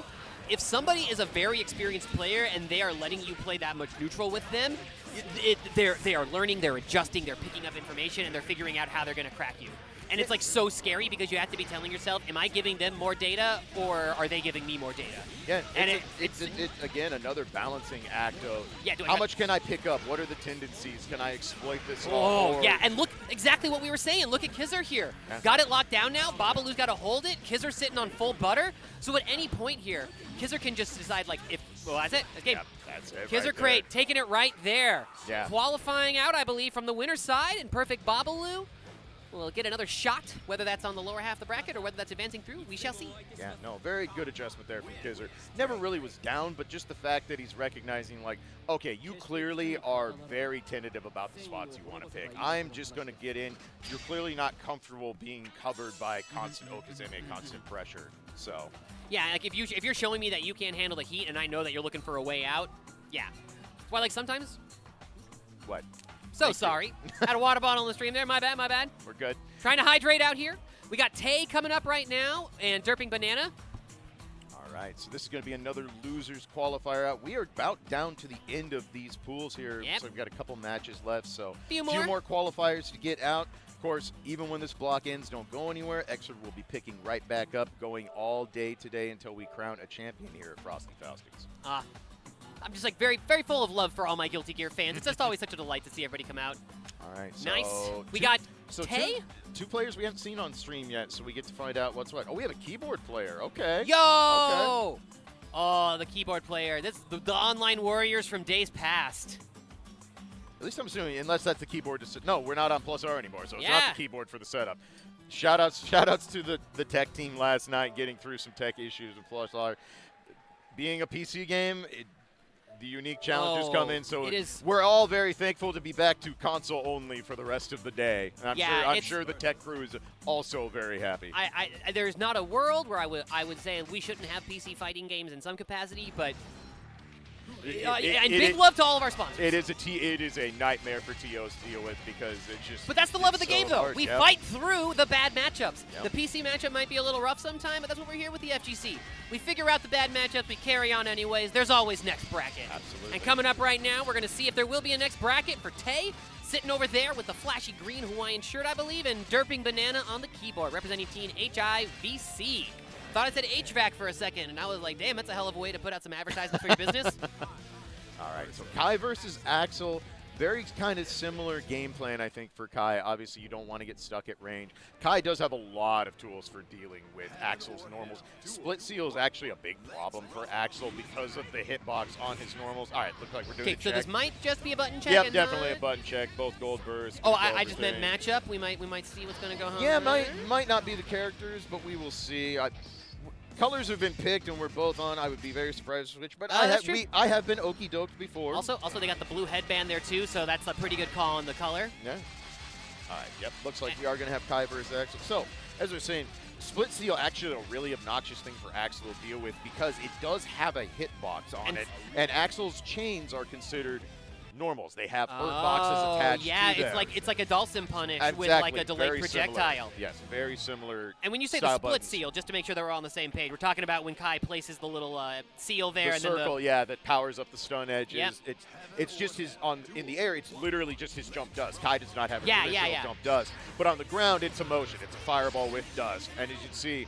You're going to see the back and forth here. derpingbanana is going to try and use Rasengeki, cancel those out, because he knows he can't poke how he wants to when a split steel's in the way. So, you note, though, that split steel only has a hitbox as it's created. Once it's set, it's just a thing. It just exists. It can be nullified. it only has it while it's being interesting. Yeah, it's for the flash. You'll notice the blue flash of lightning comes out. Yeah. That's where the hitbox is. Once that animation subsides, now it's just a thing that can be Wild. interacted with, but it's not an active hurt box to deal with. Wow.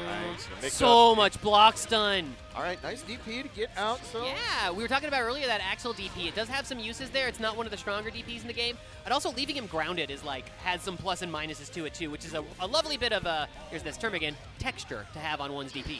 nice anti-air there from Tay to close out round one, using the forward punch.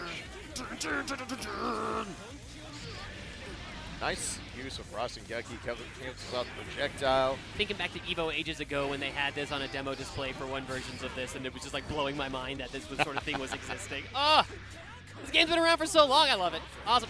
All right. Split seal. Yeah, nice back dash, not going to deal with the Oki there. Good catch on the anchor. Nice! All right, PRC to stay safe there from Tay. And this is losers qualifiers, so both players here have been doing some work out there in the brackets to get this far. The people sometimes see the losers qualifiers and don't realize sometimes that loser making it through the loser side is sometimes harder than it was to make it through the winner side. Just because you don't have that safety net and you have to play more games too. If you got sent to losers early, that's a struggle. It is, and some players honestly lock in once they get into loser side, and that kind of, there's no more second chances. Some people really keen. We saw that from Elvin Shadow yesterday, and Plus R lost very early in the bracket yesterday and then ran it all the way back to a 5th place finish via the losers bracket. So. Takes the trade. Oh, wait. Got DP. Yeah, sick. No. I couldn't quite tell. Everybody turned red from the explosion, and I got confused. Oh, wow. Calls Got the out counter low. stance? Yep, very nice call out there from derpingbanana. That one always feels like punishing a dog when I see it, like when you throw like a blanket over an animal's head, and they're like, ah, what's happening? I mean, if it's a bird, they just go to sleep. Right? Bird owner? No. Oh, okay. Let's try it on Raven then. Might work. I don't know. Can you sleep after you've lived for thousands of years? I'm interested to know the answer to that one day. True. Right now, though, nice this run. offense kind of rough to hold. Yeah, nice use Nice of that D-break for the DP! throw. Yep, hits again. Chilling on that burst there. Ooh, and Axel? Ooh, having burst at low health versus Axel is almost like more of a risk than not having it. It's really Nice interesting. job, derpingbanana, taking game 1. Because you can burst Axels. No, again, they work like Dawson buttons. They have a hurt box on it, so you can burst them. But Axel players at range will poke in a specific way to dare you to burst and then just leave yourself in the air with what they do. Yeah, so. and if you are in the air and you have to eat an Axel button, that is his dream scenario. Yeah. It's like you even see a lot of the time, sometimes Axel players, if somebody is shown that they're really on with their teching as quick as possible or whatever, they'll start letting stuff drop at different points just to like set you up and bait a button. Lots of tech traps available to Axel if he catches you in the air. So And right now, it looks like so far derpingbanana pretty content to just play the range game. Gets caught, but it's nice confirmed. You know, there. I don't even mind derpingbanana going for the gold burst there. Sometimes it's like, gold burst, a little much. But, like, derpingbanana has been so proactive about spending their bar, I'm like, go for it. Because, like, sometimes you see people gold burst but then kind of hesitate to spend their bar. When derpingbanana's been bursting, Zier's been having, like, a perfect plan of, like, okay, I'm going to burst and then this is what I'm spending it on. Yeah. Whether or not the plan works is whatever, but they're using the gas. Nice run under 6 Whoa! from Tay. Not able to get the full confirm, though. Block on the overhead. Oh, Vapor Thrust whiffs. All right. It's still called Vapor Thrust in this game, right? Yeah. Yep. Yep. VT loops. Yes, it is. There we go. All right. Oh. All right. YRC Rasengeki to get a little distance. It's turn the corner. YRC Rasengeki, such a move. Yeah. Oh, the triple just defend right there. Nicely done from the Kai. I really want to see Tay try to get some. If you get a lot of just defends in sequence, trying to get some forward momentum during your tension pulse gain is really. Like, it is an underrated thing that you might not realize how much, or rather, it's not immediately apparent. That's a better way to phrase that. Yeah, no, it's a, you gain a lot more meter than you realize for instant blocking, and if you instant block in succession, it really, really adds up quickly. Nice blitz there, and if you're push back. And if you're fighting players who know what you're doing and realize that you're getting a lot of bar that way, they will stop using certain options because they don't want to give you the free bar. Right. Oh, derpingbanana, don't go for the grab. Don't try to be cute. Don't try to be cute. Do what you've been doing, derping, please. We don't need to kawaii side. Taylor for that run under again, nothing doing this time. Nice good run up throw. grab since his passivity and makes it count. No burst, can't quite finish it off though, so no problem. No burst, no problem. I like that. Catched with the, what was that, 3P? Yeah, 3P. Nice, simple, just very simple classic Guilty Gear pressure there. Just do a thing. Oh, it's the end of my turn. derpingbanana looking so hyped for themselves. Keyboard. Yeah, keyboard player making that out of pools. Yeah, look at them on losers. Enjoy a little bit of pop-off. You got some time. You got a break until the next round. Axel actually a really interesting player to play keyboard on because Axel is a charge character. So playing you don't have to worry about the stick. Yeah, very interesting way to do it. You can really make sure you're getting the directly back or directly down back that you want a little bit easier. And the interesting thing there, too, is that since keyboard's been around way longer than leverless have, too, you have a lot of players that might know some stuff about that with certain characters. And, like, if they've been... I don't know... You know what? I'm going to guess that derpingbanana's on the younger side, respectfully. So I'm not sure how long they've been playing on keyboard, unless they've been playing at a young age. Yeah. No, honestly, a lot that's of the weirdest online. part about these tournaments now, that our demographic is getting younger. Like, I'm seeing people come in and they're like, oh, yeah, I got into Mortal Kombat because my dad played it. And on the inside, I'm like, stagger.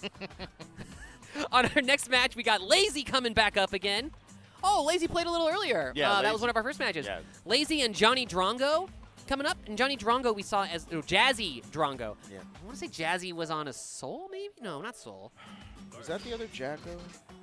It might. I mean, We'll it's see. still We'll too find early, out friends. momentarily. We'll find out momentarily. This Thank you looks for like joining us for this Guilty Gear Exerd Rev 2 pool at Frosty Faustings. I think this is going to be our last match of the set here before we move on to our next batch of pools and some ad reels at you. Yep. So strap on in for this last set, and I hope you have a good time. Yep. So winner qualifier out here, trying to punch that ticket into the next round. Yeah. Okay, the Sin player. That's what it was. Yeah, There that's we what go. it was. Jazzy Drongo on the Sin. Sin Kiske, super cool character to see added to this game. All right, so Sin versus Axel. Again, this is kind of a tricky matchup for Axel because Sin is one of the few characters that does match his range. Granted, you have to have the calories to be able to use Beak Driver, but the big problem is that it really can just boil down to Elk Hunt, Beak Driver. Beak Driver covers the upper end, the 5P range. Sin also doesn't need to air dash in. Sin has the vault, which is an easier way to get around some buttons. He has ways to deal with, you know, the long-range pokes of Axel. How does his vault deal with the Axel angles? Like the angles that Axel can play at, how well does the vault like get up and over So those? you're not going to be able to spam it by any stretch of the imagination, but the vault can be steered. You can make it go in a further forward arc, or you can actually cut it back and really stall your own momentum. You can use that to kind of mess with the Axel player's trajectory, but again, you're going to have to earn that right. You're going to have to condition that in. It's kind of like a Assault and an Under Knight for anybody coming from that. Bit, like you can't, like once you've established it and you've built it in as part of the mental stack, you can start to use it a little bit, but you can't just throw it out all the time, or someone's going to just anti-air you every very time. much an RPS that you have to kind of brute force it is as an option first. Does Beak Driver have a tipper point on it? No, it does not have a tipper point, but what really affects it is if it's a counter hit.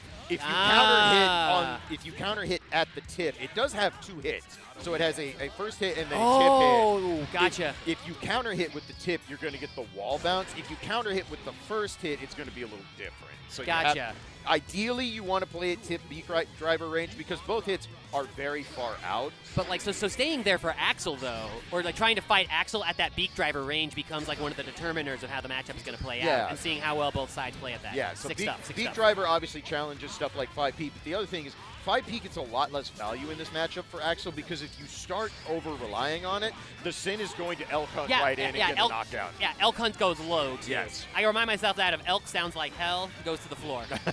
It was hell back in the day when that move used to be plus.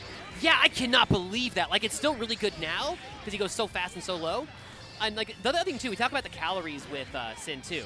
While it's really powerful for the Sin player because you get to cancel and stuff, you can basically see a timer on how long the Sin's offense can run.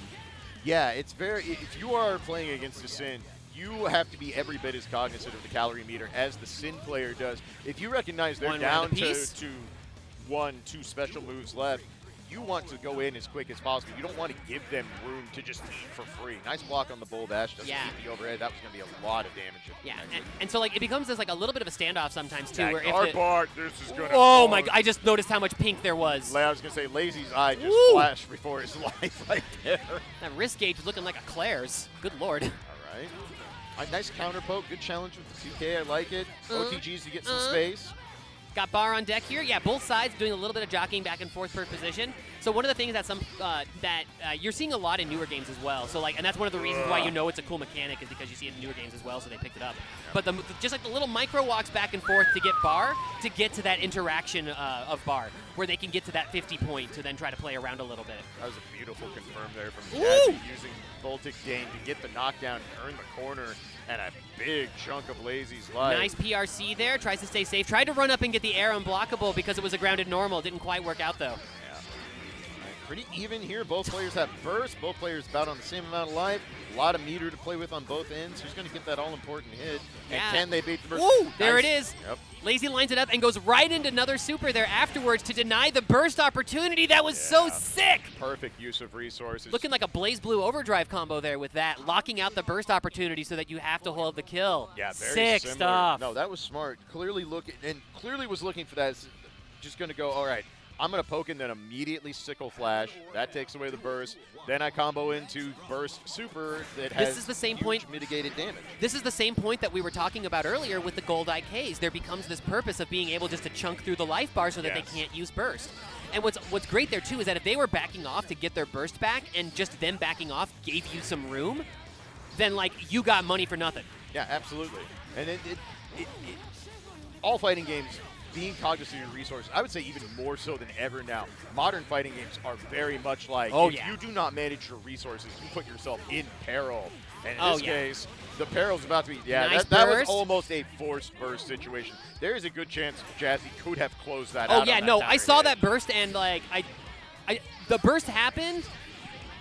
Many horrible visions occurred of what might have happened to that Axel there. But it didn't quite capitalize on it, and it worked out. Yeah, and we're seeing right now, Big Nicely Driver is done. doing all the work right here. I also have Burst Super, my friend, and I'm going to use it to go! So the Ride the Lightning upgrade. Oh, RTL, my apologies. No, it's the same thing. It's, you know, it's literally the same name, but Sin is a child. He's just like, but if I just called it by abbreviation, it's cooler. Like, this is like Zoomers making everything abbreviated. I shouldn't say Zoomers because millennials and everybody else did it too. LOL, etc. LUTY, TYVM, TTFN. Into the game. Lazy sitting on match point right. Oh, sorry. Still, down a round. My apologies. Jazzy sitting up on a round, but still needs to win a game to tie up the set. Sharon watching in the background there. The Sharon Slayer cosplayer pair out there. This tournament, sick stuff. Oh yeah, cosplay contest at Faust is always great. Sickle Flash confirmed again. Oh. Lazy with a big life lead here. I expect just kind of play safe. All right, Voltic coming out. Try to force another. All right. Whoa, got the cross up on it. That life bar disappeared. Catches the burst punish. You got nothing. Wow. Oh, body bagged. Oh, goodness gracious. The British are shocked. So sorry to all my UK friends out there. Tough break, Gov. No, that was a brutal cross-up. Honestly, didn't expect that to hit. It was kind of blatant, and then the next thing I know, I'm like, that's not gonna be it was good. It was like so obvious and straightforward that it was almost like a no mix. Little bit, yeah. Just like, surely you're not just gonna do the most blatant cross-up of all time, are you? Oh, well, I may have erred in judgment. So, yeah, that was a. And even afterwards, I'm like, is that enough? And sure enough, Jazzy Drongo has shown he has the confirmed. Jazzy's Sin consistency and Sin resource management has been so sick. Yeah, you're never seeing him get too low on food, never overextending the pressure. But the back and forth in this set been really good. Almost every time I look up, we're even on resources. Yeah, couldn't ask for a tighter, more competitive set for our final set of this session here. Nice. Staying alive here. You got to use that FD here. So you get to this resource game, too, towards the end of the life bar there, where a different decision point is forced. It's similar to the timer thing I was talking about earlier, where now you have to, it's like, oh, I have to get a tiny bit more bar to not get chipped out this tiny bit. Oh, sick stuff. Yeah, and FD is one of the most expensive uses of meter in the game. You drain your tension very quickly by holding down on FD, so you have to be particular about it. Not overextend too much with that either, otherwise you lose the resource war in that manner. Oh, so close to closing it out here is Lazy. Here comes Jazzy Drongo, though, going for the same mix. Doesn't catch it this time, though. Everybody gets one, Jazzy. I don't know about going to the well again. It fooled me once. Nice with the dead angle. Whoa, rare Axel dead angle use. Okay, we get the blitz. Nice. Driver going to cash it all the way out. Pretty heavy pro-rated combo because of the blitz, but earns the corner, but Lazy immediately escapes out. Wow, flashing the blitz, thinking the anti-air was coming. I smell a gold burst. I smell a gold burst because if I was them, like, you can't burst at Axel at this point. That's game! Nope, snuffs it out, says, I see you trying to get those calories. Not today, son. Nicely done from Lazy. Lazy taking it over Jazzy Drongo. Jazzy Drongo doing so much work out there, though. It really cool confirms. I really like the use of Voltic Dane to extend things there. The damage that character and that Jazzy Drongo was pulling out with them. Goodness gracious. Yeah, so that is going to do it for this block of pools, everybody. Thank you for joining us this morning. We are going to take a short break, run some ads, play some bills. Swell, it's been a pleasure working with you. A delight, Clage. Absolutely. Delight. Do you all want to follow us on social media? I believe our info is right down there. I don't think it's down there right now, so I'm just going to point to this very nice table. Thank you so much for joining us at Frosty Fausting 17, Guilty Gear Exerd Revelator 2.